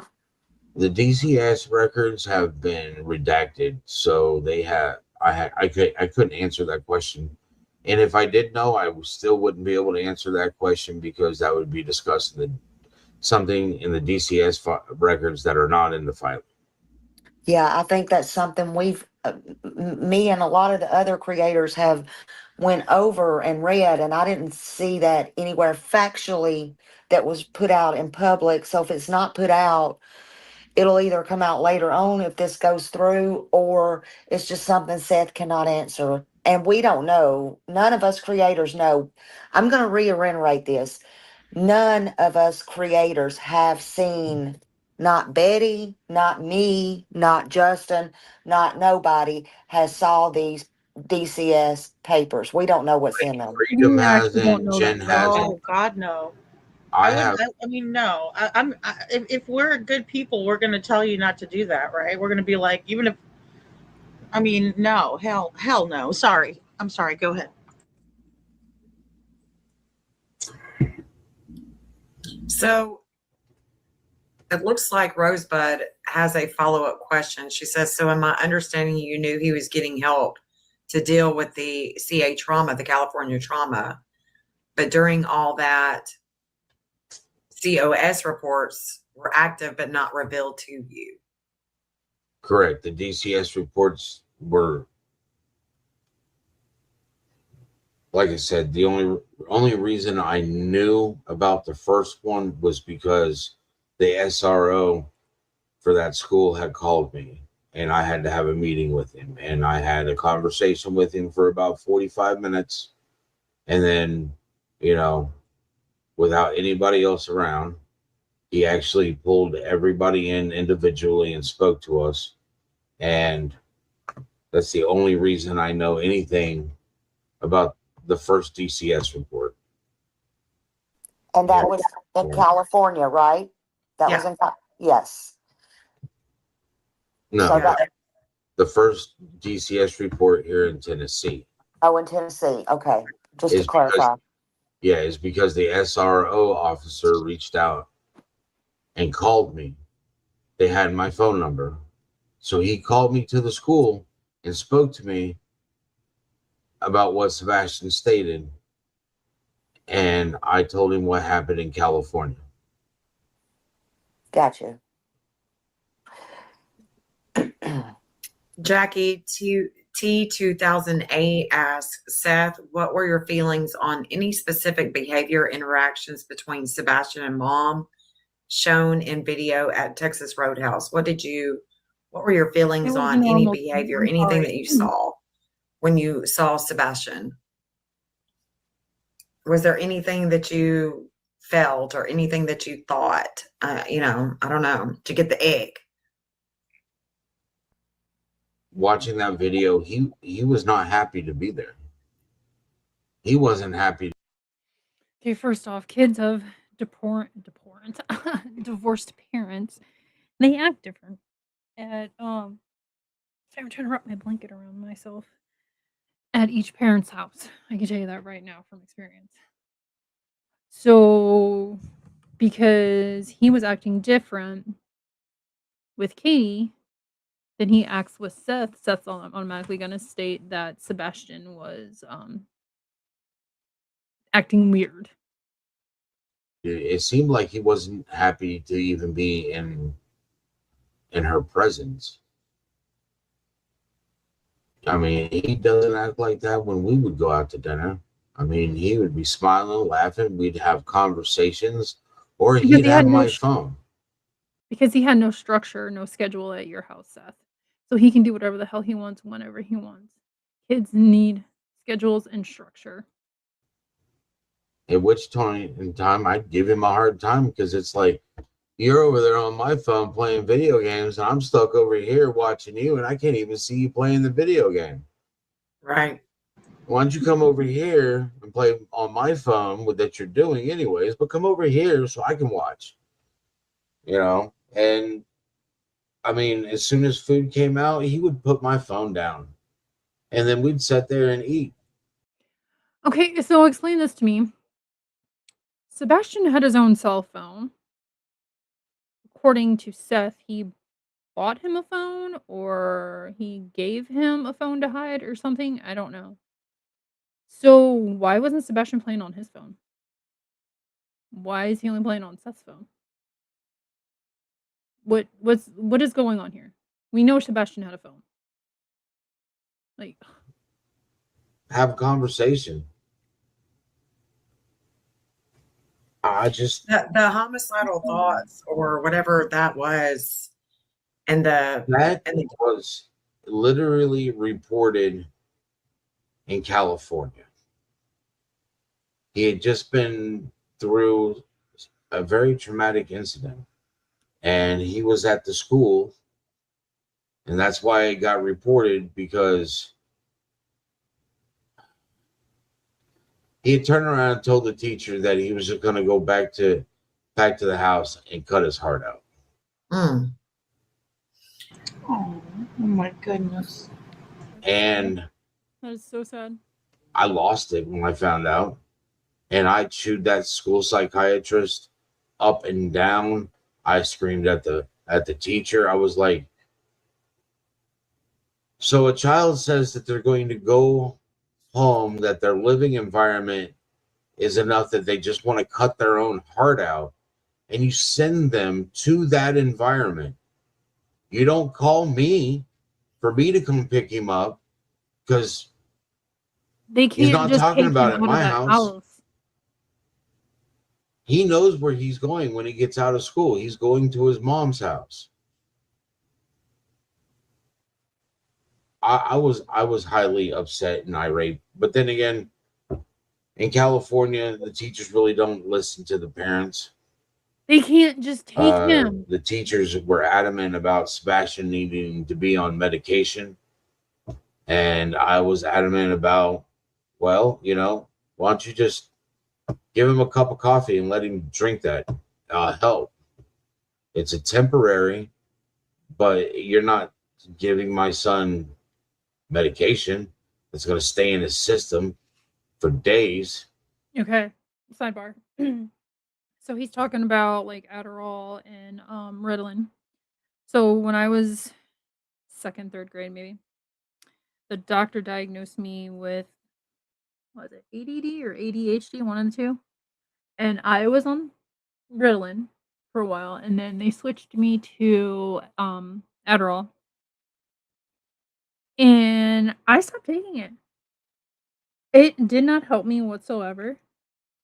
My mom said I was like a zombie. I would just sit there, and that's not what it should do. My grades were still junk. And come to find out, I was misdiagnosed. So my doctor, oh, I hated that doctor. He made me feel so uncomfortable. So he misdiagnosed me and put me on this medication that I did not need at all. And yeah, I don't know if I have any side effects from it. I don't think I do. I don't know. I'd have to go and like look up some studies done and stuff, but I don't think I have any done or have any. But yeah, I was misdiagnosed and I did not need it. That stuff is poison. It's so bad for kids, and I don't know why they give the kids that stuff. They need to make a safe alternative or something, or like you said, give them coffee. Coffee works so much better, and it's a hell of a lot cheaper. And then he has to continue to take it for days. And, I'm more about homeopathic stuff. Yeah. I don't want him to have stuff in his system that could change him, because you don't know how the medication is going to affect him. Yep. You don't know if it's going to, anything to do with ADHD, most of that stuff is legalized speed. Well, and he's got the, chromosomal deletion, so it's very rare, and it's not nobody has really, it's a genetics study, and it's very rare. So, I mean, with that deletion, we just, you just don't know what It's a the interaction, chromosomal especially deletion. food. You can't repair it. Right.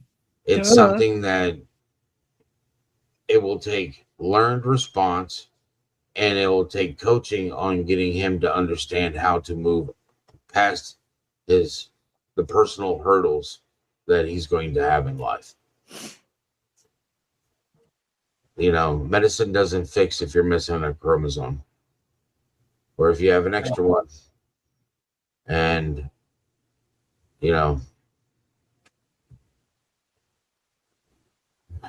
pharmaceutical companies don't fix everything.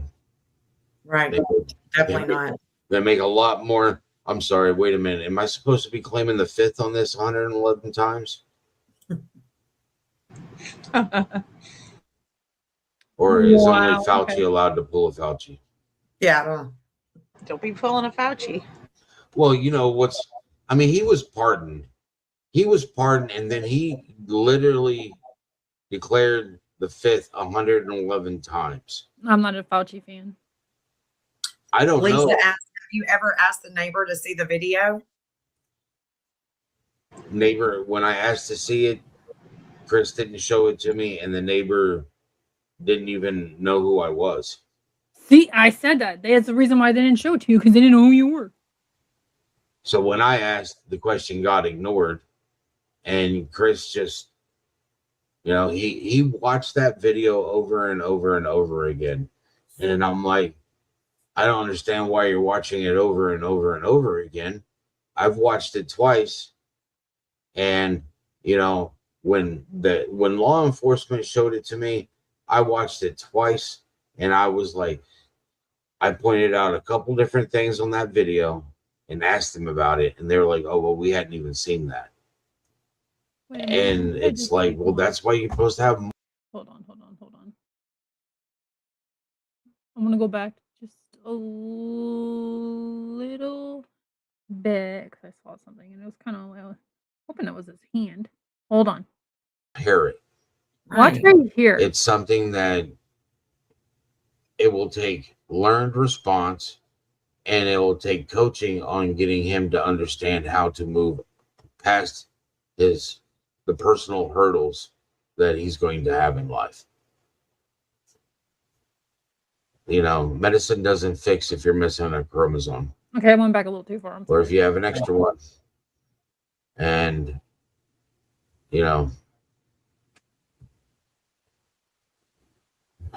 pharmaceutical companies don't fix everything. Right. Definitely not. They make a lot more. I'm sorry, wait a minute. Am I supposed to be claiming the fifth on this 111 times? Or is only Fauci allowed to pull a Fauci? Yeah, I don't. Don't be pulling a Fauci. Well, he was pardoned.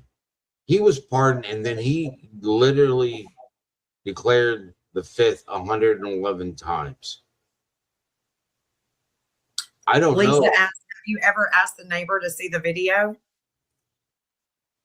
Neighbor, when I asked to see it, Chris didn't show it to me, and the neighbor didn't even know who I was.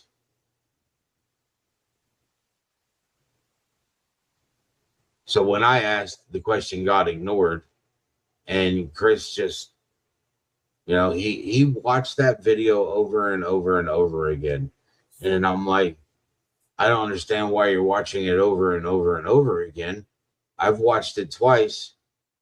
And, when law enforcement showed it to me, I watched it twice, and I was like, I pointed out a couple different things on that video and asked them about it, and they were like, oh, well, we hadn't even seen that.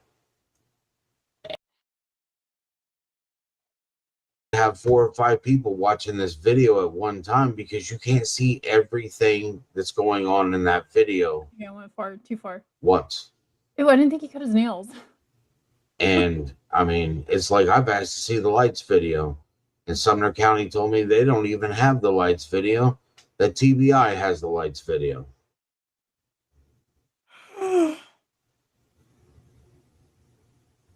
Mhm. Which I don't understand is how an investigating law enforcement agency doesn't have all of the evidence and information in one place. Because And they FBI haven't answered that is question yet higher either. than freaking sheriff. Speaking of coffee, ladies, you go ahead and figure out what questions you guys are going to ask me. I'm going to go refill my coffee cup. Okie doke. All right, let's go through this a little bit. And there you went. No complaints. I can't respond to that. Yeah, he can't respond. Okay, I just got one. They never come in anybody's chat really that I see, but they want to know, can I ask you, when did CP leave to go get the camper? And then I might add on there, do you know how long he was gone for? Was you even there at that time? I wasn't. It was that weekend. Okay, so it was that weekend. Oh, I see you talking slack there, Lady Freedom. What am I slacking on?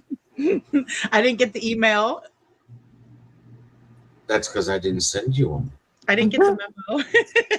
I didn't think you did. I didn't think it was in the spam folder or anything. Well, keep looking. You'll find it. It's somewhere in Rosebud, there. that's very interesting that TBI only has it. That tells me they are looking for something Sumner County don't have, the technology to investigate, in my opinion. Ooh, great. So, yeah.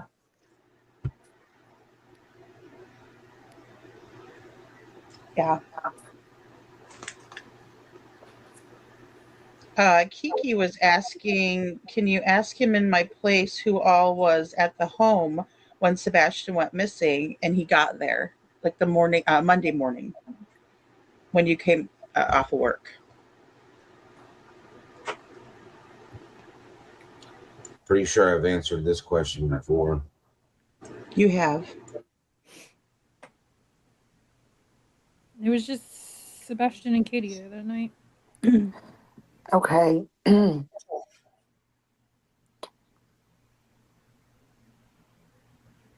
Are you finished? Do you want to answer another one? Somebody's asking something else.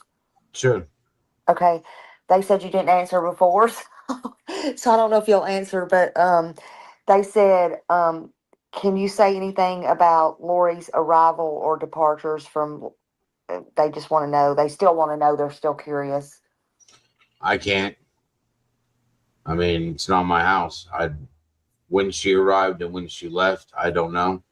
I did see a question in here that somebody was asking why Sebastian didn't have friends during the summer or after school. I will tell you right now that Sebastian had friends over here. Okay. You're probably a lot younger than him. Sebastian had friends when we went to D&D. Well, yeah. But as for friends from school, he went to school in Sumner County. So his friends down there would have been friends from school. That would have been friends going to, to his house there. Did he ever, here, have friends over to his house, or he never had friends over here, as in he never had friends come over here. I would take him to go to the park, to go play with people, and he was really good about, like, I probably got 10 or 15 people in my phone that are parents that we met at the park. So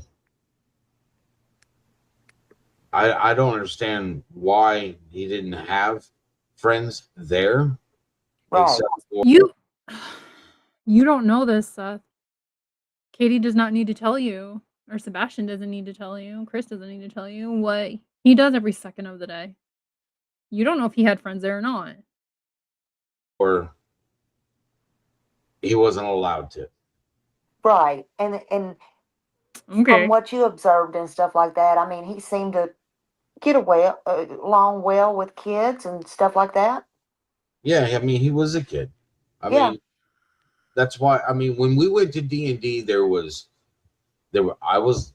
Let's see. We'll count the adults, and then we'll count the children that were playing on the D&D. There was the DM. There was me.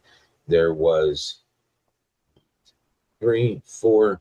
There was five adults, and then there was one, two, three, four, five, six, seven, eight, nine children that were roughly around Sebastian's age. All right. When we played D&D, and I wasn't the only parent that showed up and let their kids play D&D. Most of the parents, there was three other parents that played the D&D campaigns that we played, and the other parents of the children, most of them were painting miniatures out in the other room. Yeah. That just confirmed So he was around. that just confirmed me what place he went to play D&D when he said out in the other room. I know exactly 100%. I've been okay, I gotta tell you this. I gotta tell you the story. So I used to extreme coupon. It's not like you see on TV. That is fake and false. Um, I did go out by myself, like a trapper keeper, zip up binder thing, whatever. And I got really good at it too. But I needed baseball card holders. It's plastic sheets. Some of them have like 6 9 on them. You have ones that are like long, like a rectangle long. There'd be like 3 of those slots, and then you have like super small ones, whatever. And I found this place online, and I took my son in there with me. And I seen the plastic holders right when, because I used to collect baseball cards. Like I got some good baseball cards, so I know what I'm looking for. So I go in. This is when I lived in Clarksville. So me and my son go in, and when you walk in, there was like a desk or something there, I think, and then I want to say it was behind the desk. I can't exactly remember because I can remember looking into the other room. It's got like um it's got your door frame's in the middle, and then on each side of the door frame, like halfway down is like windows or whatever. It has a door on it, so they can play in silence, whatever they do in there. And like white walls, carpeted, whatever. I remember this, like I can just see it because I look over and all of these guys sitting in there. They were creepy, I'm not gonna lie. I would never have gave these guys the time of the day. Oh, sidebar, I moved back to my home state before Seth and all them had moved there, so I would have never ran into Seth or Sebastian. But, all these guys are staring at me, and I'm like, "What the fuck?" Like, it was weird, right? I was the only girl in there, you know? And this guy comes up and he's like, "Hey," he's like, "How can I help you?" And I was like, "Oh," "I need some baseball or baseball card holders." And he's like, "Okay." He's like, "They're over here, da da da da da." And he's like, "Is there a particular size you're looking for?" I was like, "It's for coupons." And he's like, "Oh, okay." He's like, "I'll let you browse then." I'm like, "All right, whatever." He was cool. And I get my things up in there, or I pick out all my things that I think the amount that I'm gonna need and stuff, and then I go and I pay for 'em, whatever. And then he's like, "Would your son like some gum?" And I was like, "Oh, yeah." And I started digging through my purse because they had one of those big, like, those giant gumball machines in there. He goes, "Oh, no, I got it." And opens a register, gets a quarter out, puts a quarter in, and gives my son. It was green too, I remember it because his tongue was green. It was one of those green gumballs. He paid for it, and I was like, "That's weird." And then my now late husband, but my husband at the time, I was telling him about this, and he goes, "They thought you were hot, that's why." He's like, "They were all nerds in there." They were nerds. Yes, very much nerding it up in there. But I know exactly what shop he's or what card shop he's talking about. Kids when we went to go play D&D, so he was socializing. When we played Magic, he was playing against other adults, other children. You know, I don't understand why he didn't have. Wonder. Let me see. I don't understand why he didn't have friends there. Yeah. I can understand that they didn't allow kids to come to their house unless it was The family. I guess. Right. That's sad. I Mm, mean, when you're doing things like, I don't know. I don't. So I wouldn't have let Sebastian have friends come over to my house because my house is thoroughly a mess. I'm But looking at their Facebook and stuff because I want to see if they have if he pictures. had asked if somebody can come over, that would have been different. So, I mean, if he had asked me if somebody could have came over, yeah. Now we definitely went to other people's houses that had kids for him to go play with them there. Somebody I just wants to think know what's there's the next better. steps to find Sebastian. I mean, I'm every time I get a tip,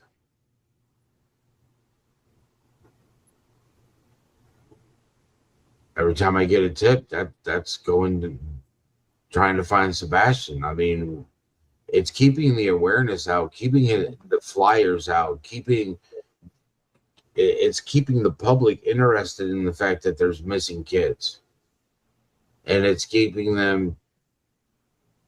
My son's missing, so to me, it's trying to keep everybody aware that Sebastian is still missing. They do Is have there pictures. I'm trying to anything look you wish supporters see if or those who say they are supporters would stop doing? Good question. I don't know. I'd tell you to, you know, stop being upset on who to work with. I mean, I am a thoroughly independent person, and I'm going to work with whoever I want to that I think may give me an edge up. And any type of technology, any type of, you know, reach. But when I'm already working with the FBI, I'm already working with National Center of Missing and Exploited Children. You know,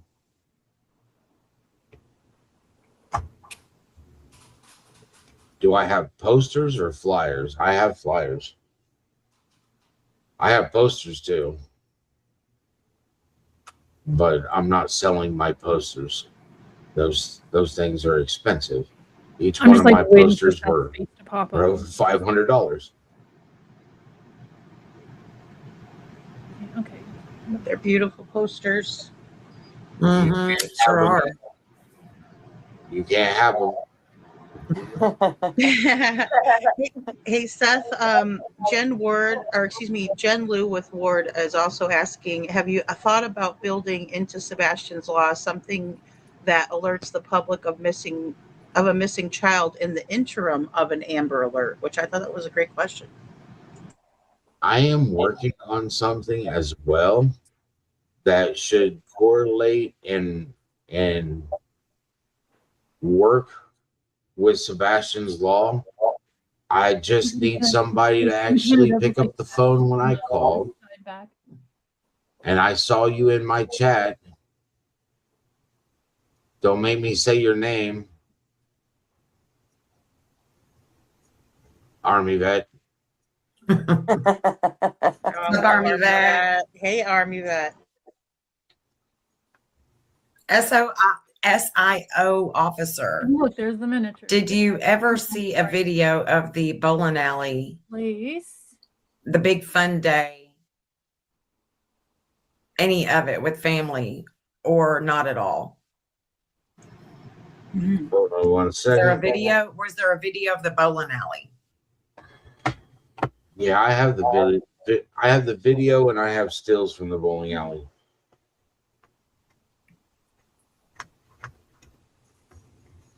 What do you want to know about it?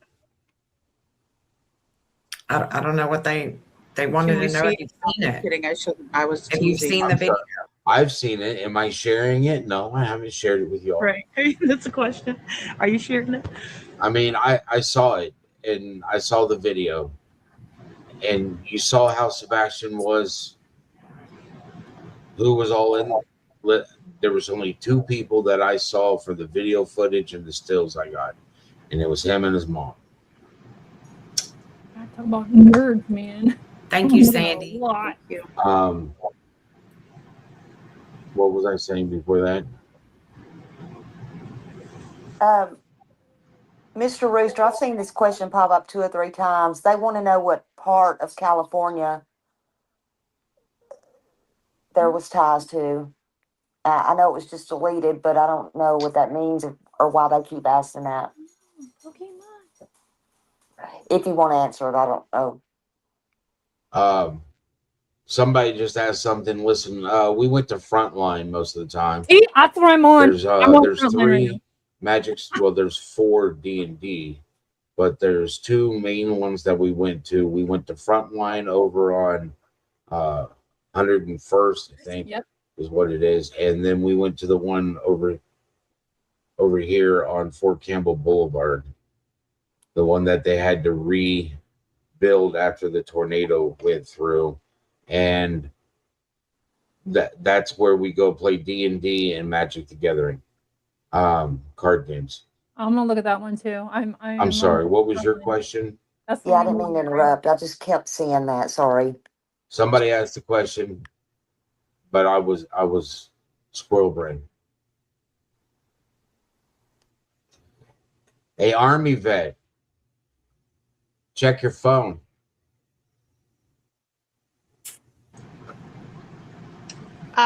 Seth, the mob crew asks if you can answer, did TBI or Sumner County Sheriff's Office,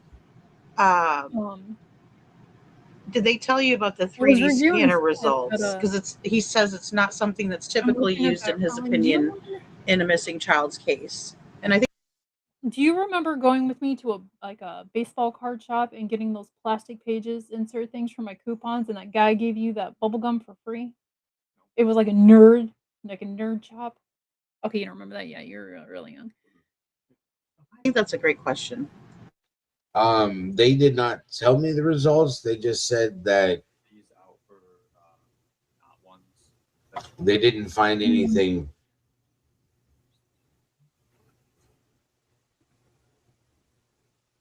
Okay, and usually I think it's just like, my understanding of that would be that they are preserving the crime scene for later so that they can come back and look at it. So they're just, because I guess you could use like a virtual reality to view it later, is my understanding of that technology.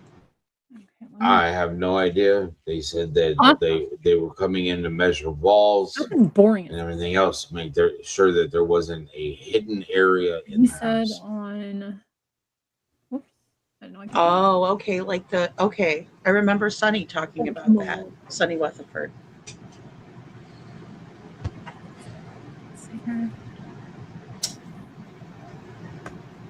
Thank you. That's interesting. I don't think they did luminol. I don't think they did any type of forensics in the house. If I don't have a 10, just take a 20. And what's worse is that I know that they had multiple. Come on, I'm trying to go to Facebook. Let's go. They had a lot of dogs come in there. But there were so many people in the house, so many different scents. That, I mean, to me, they messed up the investigation. Yeah, this other one. I've never been to this one. I didn't know this one existed.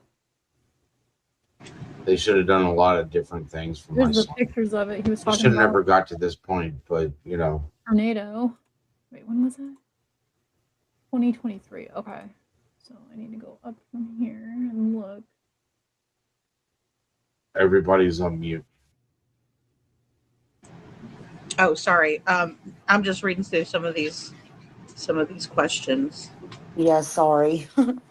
I would love some bracelets. How do I go about getting them, please? How many Frontline had tons of group pictures. Well, with the brace, I mean, I give those out at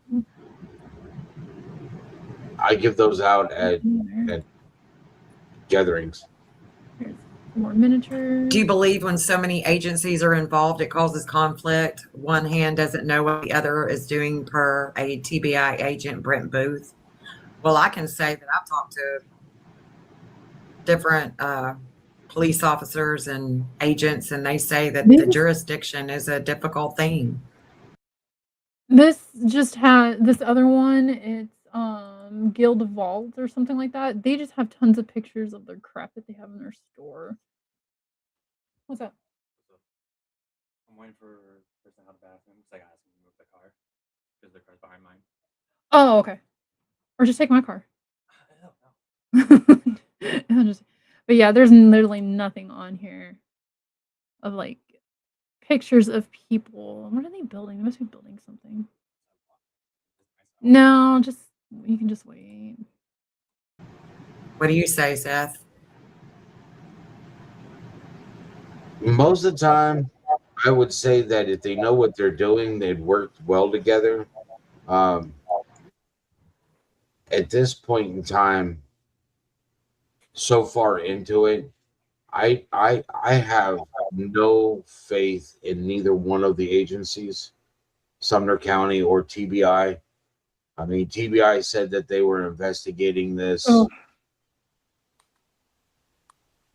from a criminal standpoint. It was a criminal investigation for TBI, but yet TBI doesn't come and they don't do any press conferences. When they did the one press conference with Sumner County, and when that lady turned around and said nobody was being followed or threatened, it's like, well, I've given you license plate numbers, makes and models of cars that were following my followers, that were my searchers, the people that were helping hand out flyers. I gave this information to them, and this was before they did the. This was Yeah, before they held their one press conference, and when she came out and stated that, I couldn't believe it. I could not believe. they'll I be just there. couldn't believe that she sat there and discredited the They're going people outside that to be were right back. being My dog scared heard smells from going. handing out flyers. I mean, people were threatening people who were just handing out flyers. I think that situation, there was, no proof, I think. I'm pretty sure there was no proof that that was ever happening. Why would somebody threaten anybody, doesn't matter what side you're on, with handing out missing flyers of a minor child? No, I don't think that was actually happening. That's ridiculous. To me, I was like, how can I didn't understand how, and I don't understand how a law enforcement agency is not trying to protect the people in their community.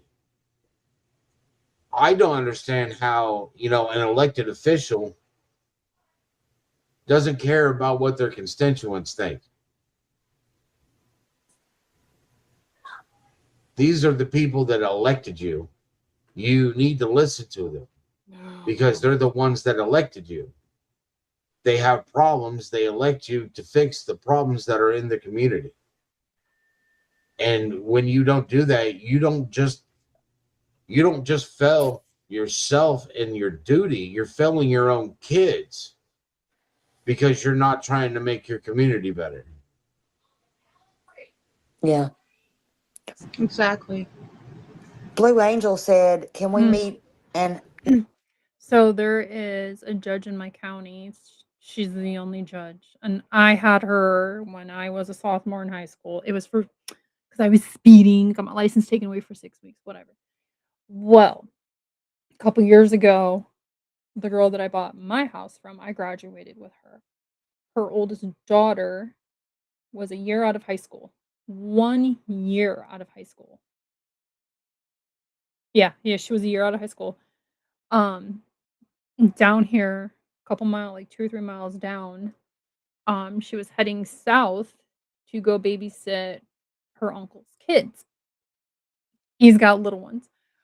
Well, a guy heading or west ran the stop sign and T-boned her and pushed her car into the ditch. She died. She was only 19. He was drunk. He pled guilty.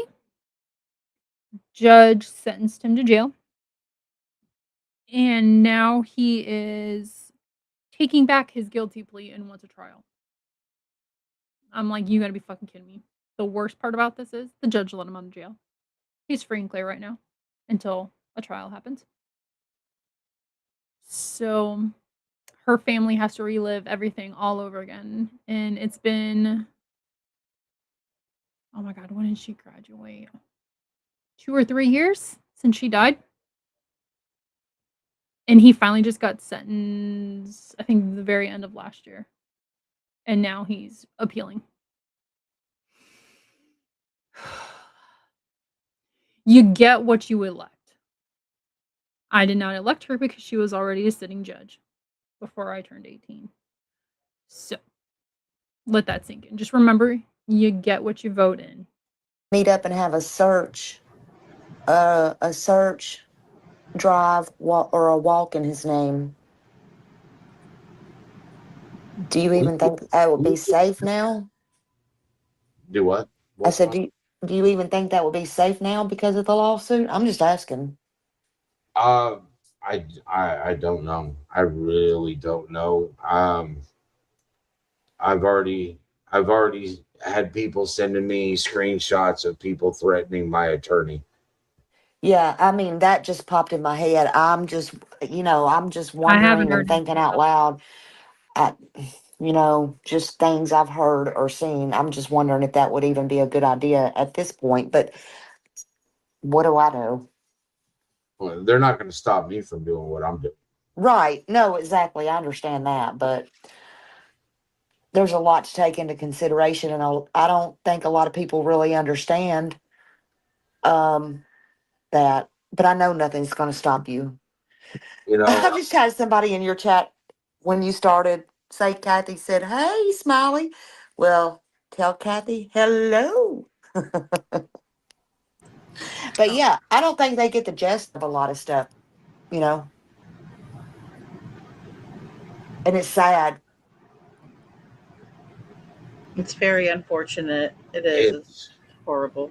But I think if something like that does occur, and hopefully, it shouldn't even go out that far, then it may need to go like into the cooler months when the trees start, you know. Yeah, this is so boring. I don't know how you feel about that, but I did want to ask that question. I saw it.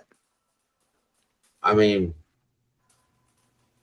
we all know Betty don't care. Yeah.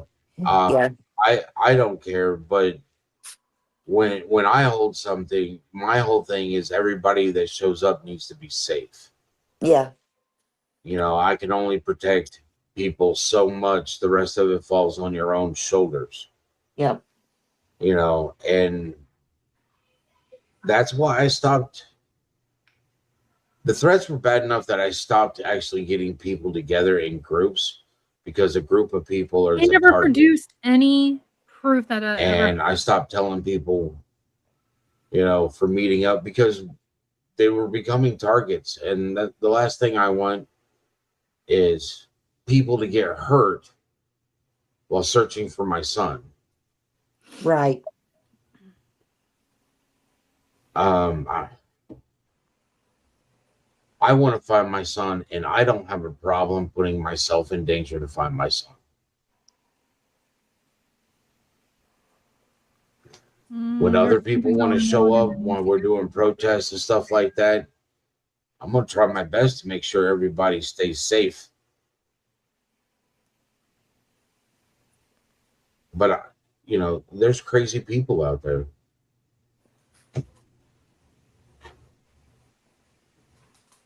How do you feel other than putting up flyers respectfully can advocate without harming your son's case? What can we do? What Okay, what I'm gonna would be mute. I'm trying to helpful? figure out what's going on with this Nancy Guthrie stuff. Talking about Sebastian showing his flyer. I mean, those are the things that I have been told by FBI is the best thing that I can do is continue to spread his flyer and continue to keep the awareness up. And the farther those flyers reach from coast to coast to everybody is the best thing I can do. Yeah. I mean, my FBI liaison has told me that the flyers are the reason the tips keep coming in. Okay, what the hell does that have to do with anything? Well, if the flyer is the reason the tips keep coming in, we got to push the flyers out farther, to more people, to everybody. Oh yeah. I mean, as for Sebastian's law, yeah, I'm going federal. That way, all states would have to comply with it because it'd be a federal law, and I don't want any other parent to have to go through this. I know there's parents that are going through it right now. It's not.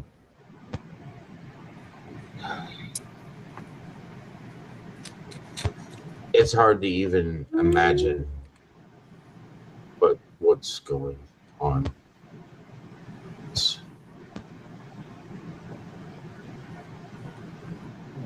I agree. I don't wake up and go, What's this video?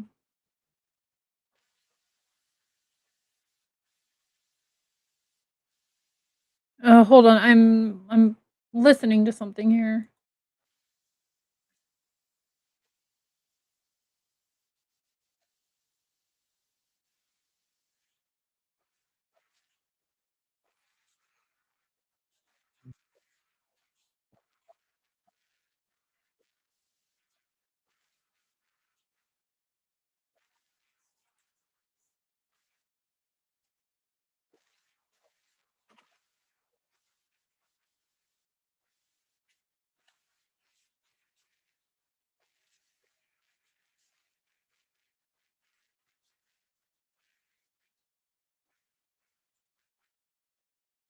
Oh, I wanted to make it bigger because I wanted to see the comments. That's not what I wanted to do. Oh gosh dang it. I'm not replying. Yeah, well, let's just keep going because this this is is my life. Everybody should enjoy it. I mean, I wake up going, where's my son? What do I need to do to find him? Yeah.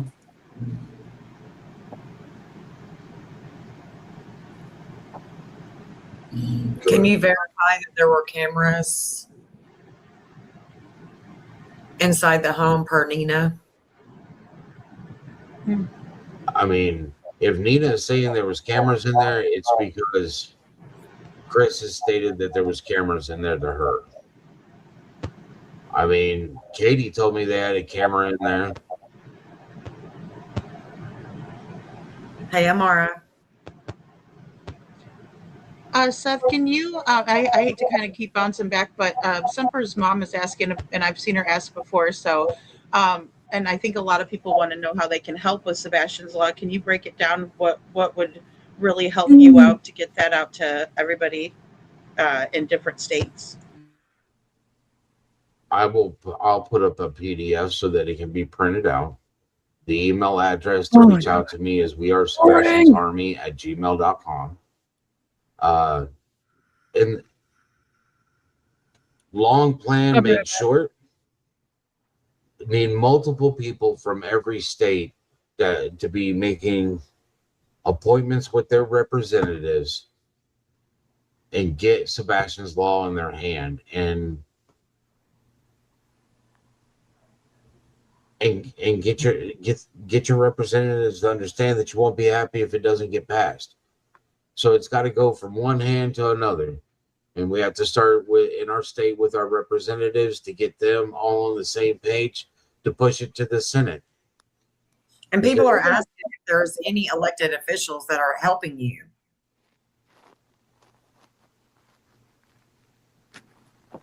How can they with elected officials? I am in contact with one person here in Tennessee because he's my representative. If I reach out to a representative from Sumner that's over Sumner County area, they're not going to speak to me. Not because they don't want to speak to me. The fact is I don't live in their area. So they don't want to hear anything I have to say. It's like, all right, I'm back. I mean, It's the way politics work. If you're not in their voting area, why do they want to listen to See your what problems? Guthrie stuff is about. We got a little bit wait here. Seth, would Sebastian be graduating this coming up May, or I mean, next May? Yeah. So I forgot to. has his class or his teachers reached out, do you know, to Katie or anybody? For example, somebody's asking me to dedicate anything to the yearbook if he's not found, or create a scholarship, or have you thought about that? Or any awareness campaigns? I haven't thought of, I mean, I've been contacted, and it's probably been like a year or so, Mm-hmm. about somebody wanting to do a scholarship. I haven't even thought about that stuff. I've been trying to find my son. I know. You know, I mean, if you do scholarships around here are more of like a memorial fund. So I don't know if they want to go down that route. I don't know how they do it there in Tennessee. We weren't there long enough. My son was only into second grade there, and then I moved back home. But I don't know.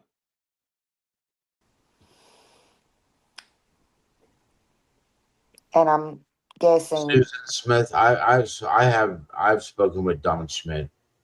He's a really good guy. He's fighting against a lot of corruption in Sumner County. And I wish him the best. But what I'm talking about is our representatives within the federal government, our state representatives that are in your area. Those are who need to be reached out for Sebastian's Law. Commissioners and stuff like that are great for getting things taken care of on the local level.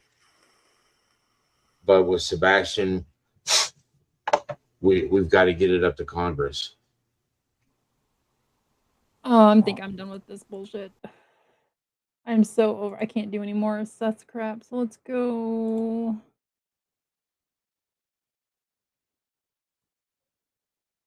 What's Brian Etten got going on here?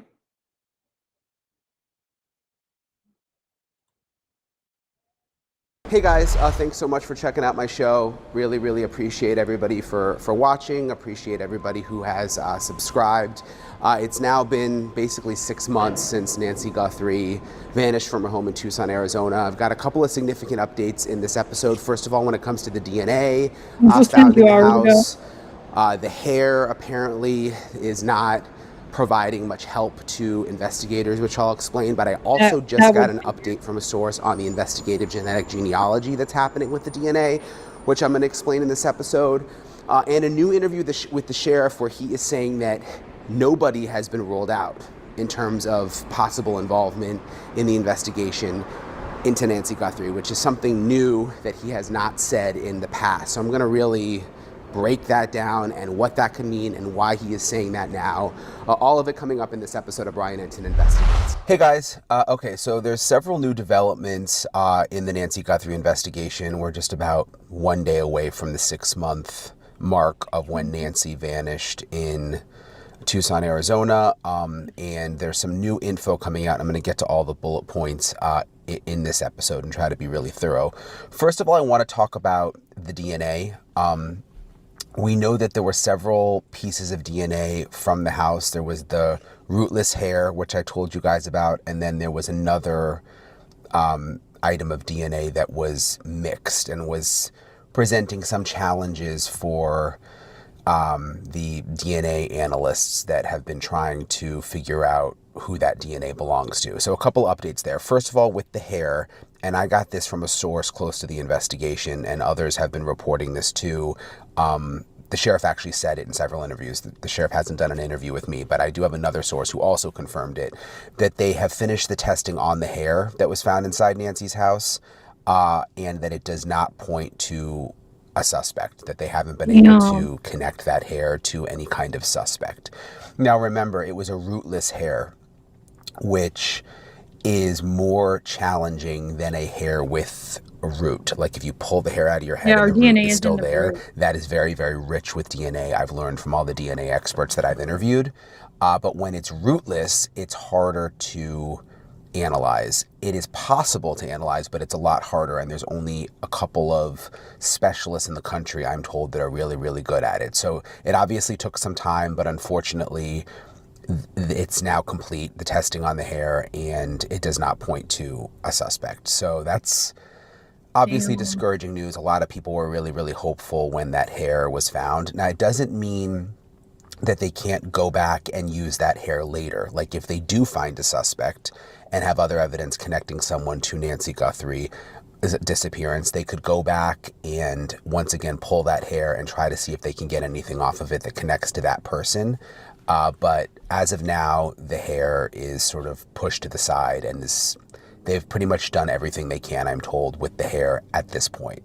Something else new, though, that I haven't heard anyone else report, that I heard from my source, is that the genealogy is ongoing. So they're trying to, with the other piece of DNA that I was talking about that was mixed, the genealogy, the investigative genetic genealogy is ongoing. And they have made some connections with it, I'm told, but those people have been ruled out as potential suspects. Wait, I what? don't know who the other DNA connected back to. I'm just told that anyone potentially connected to it has been ruled out as a potential suspect. That testing, though, is ongoing. That investigative genetic genealogy is ongoing. And I think that there's still hope there because the technology is changing every day. It's getting better and better. And hopefully eventually maybe that will lead down the path to someone new. Because remember also with these DNA databases, they're constantly changing and evolving, and new pieces of DNA and new people are popping up in the databases. So there's still hope there. But as of now, there's really no update on the DNA front besides the fact that the hair has not connected to anyone. And when I say no update, there is an update, but not really a positive update. And that the genealogy has apparently, from what I'm being told, been connected back to some people, but they've been ruled out as potential suspects. So let's just hope, like, as the DNA technology advances, and you guys may remember, I even interviewed Cece Moore like a month ago, who's a DNA expert. And she explained that there's even like machines coming online within the next year, new machines, new technology that could actually help with this investigation. So let's just hope that that goes somewhere. So that's the new DNA component to the Nancy Guthrie investigation. I mentioned that Sheriff Nanos has been doing interviews, and I was just in Arizona trying to get an interview with him, and unfortunately, I wasn't able to get one. He didn't respond, but he has given interviews to a lot of other people in the last couple of days. I'm guessing just because it's the 6-month mark. I saw an interview with ABC, CBS, and a bunch of the local affiliates there who have been covering the story. And Ford Hatchett, who's a reporter with ABC 15 out of Phoenix, had an interesting conversation with Sheriff Nanos where he talked about the fact that he is now saying that nobody has been ruled out when it comes to the investigation, which is slightly different than what he said in the past. And I found particularly interesting because these two men who were detained, remember there was the man in Rio Rico when I went out to that raid, and then there was the man in Tucson, not far from Nancy's house, which I'm going to get more into in a minute with the lawsuit now that is about to be filed from Carlos, the guy in Rio Rico. But Sheriff Nanos is still not saying that those people are ruled out or that anybody is ruled out. Listen to what he said to Ford Hatchett, the reporter from ABC 15. The two folks we saw detained in February, have they been completely ruled out at this point? Nobody's completely ruled out. What it is, we took information, developed it for a warrant from a judge, a magistrate, and we served that warrant. All the information we gathered is gathered, and because we didn't make an arrest or we released some people, doesn't mean they're cleared. It just means that we don't have enough now to hold you. We don't have it. The courts get to tell us that. And we release them, release their property back, But the evidence we've obtained, who knows, maybe a day from now, a month from now, a year from now, somebody might call in and say, oh, you missed this. And guess what? We'll go back. So, yeah. Are you still actively looking into those individuals, or? No, I wouldn't talk about that. Yeah, I can't talk about that. So again, he said that nobody is ruled out as of now, which is not something that I've heard him say with that sort of language. And pretty much a couple of days, right around the same time that you have Sheriff Nano saying this, Carlos Palazuelos, who is the man who was detained in Rio Rico, the first man who was detained, has actually, I remember his I think it was his mother-in-law, Josefina, who I interviewed out there when I raced out there that night when there was this bust out there. He has now filed, or has a notice of claim, which is basically saying he's going to file a lawsuit. And I'm going to go through that in a second. But before I do, I want to tell you that there were search warrants that were taken out to conduct these raids.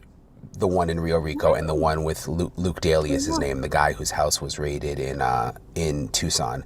Those are still sealed, and I've been trying to get them, and I've talked to the lawyers involved. So we still do not know officially why these houses and these men were targeted this way. I have found no indication, and based on my sources, that they are connected to the Nancy Guthrie investigation at all.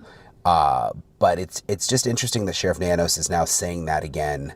But I just want to reiterate, like, I don't see any reason to believe that they are connected based on what I have. Okay, I am going to get off here. My dog's got to go to the bathroom. I plan on showing more, but I don't want to just leave the computer set.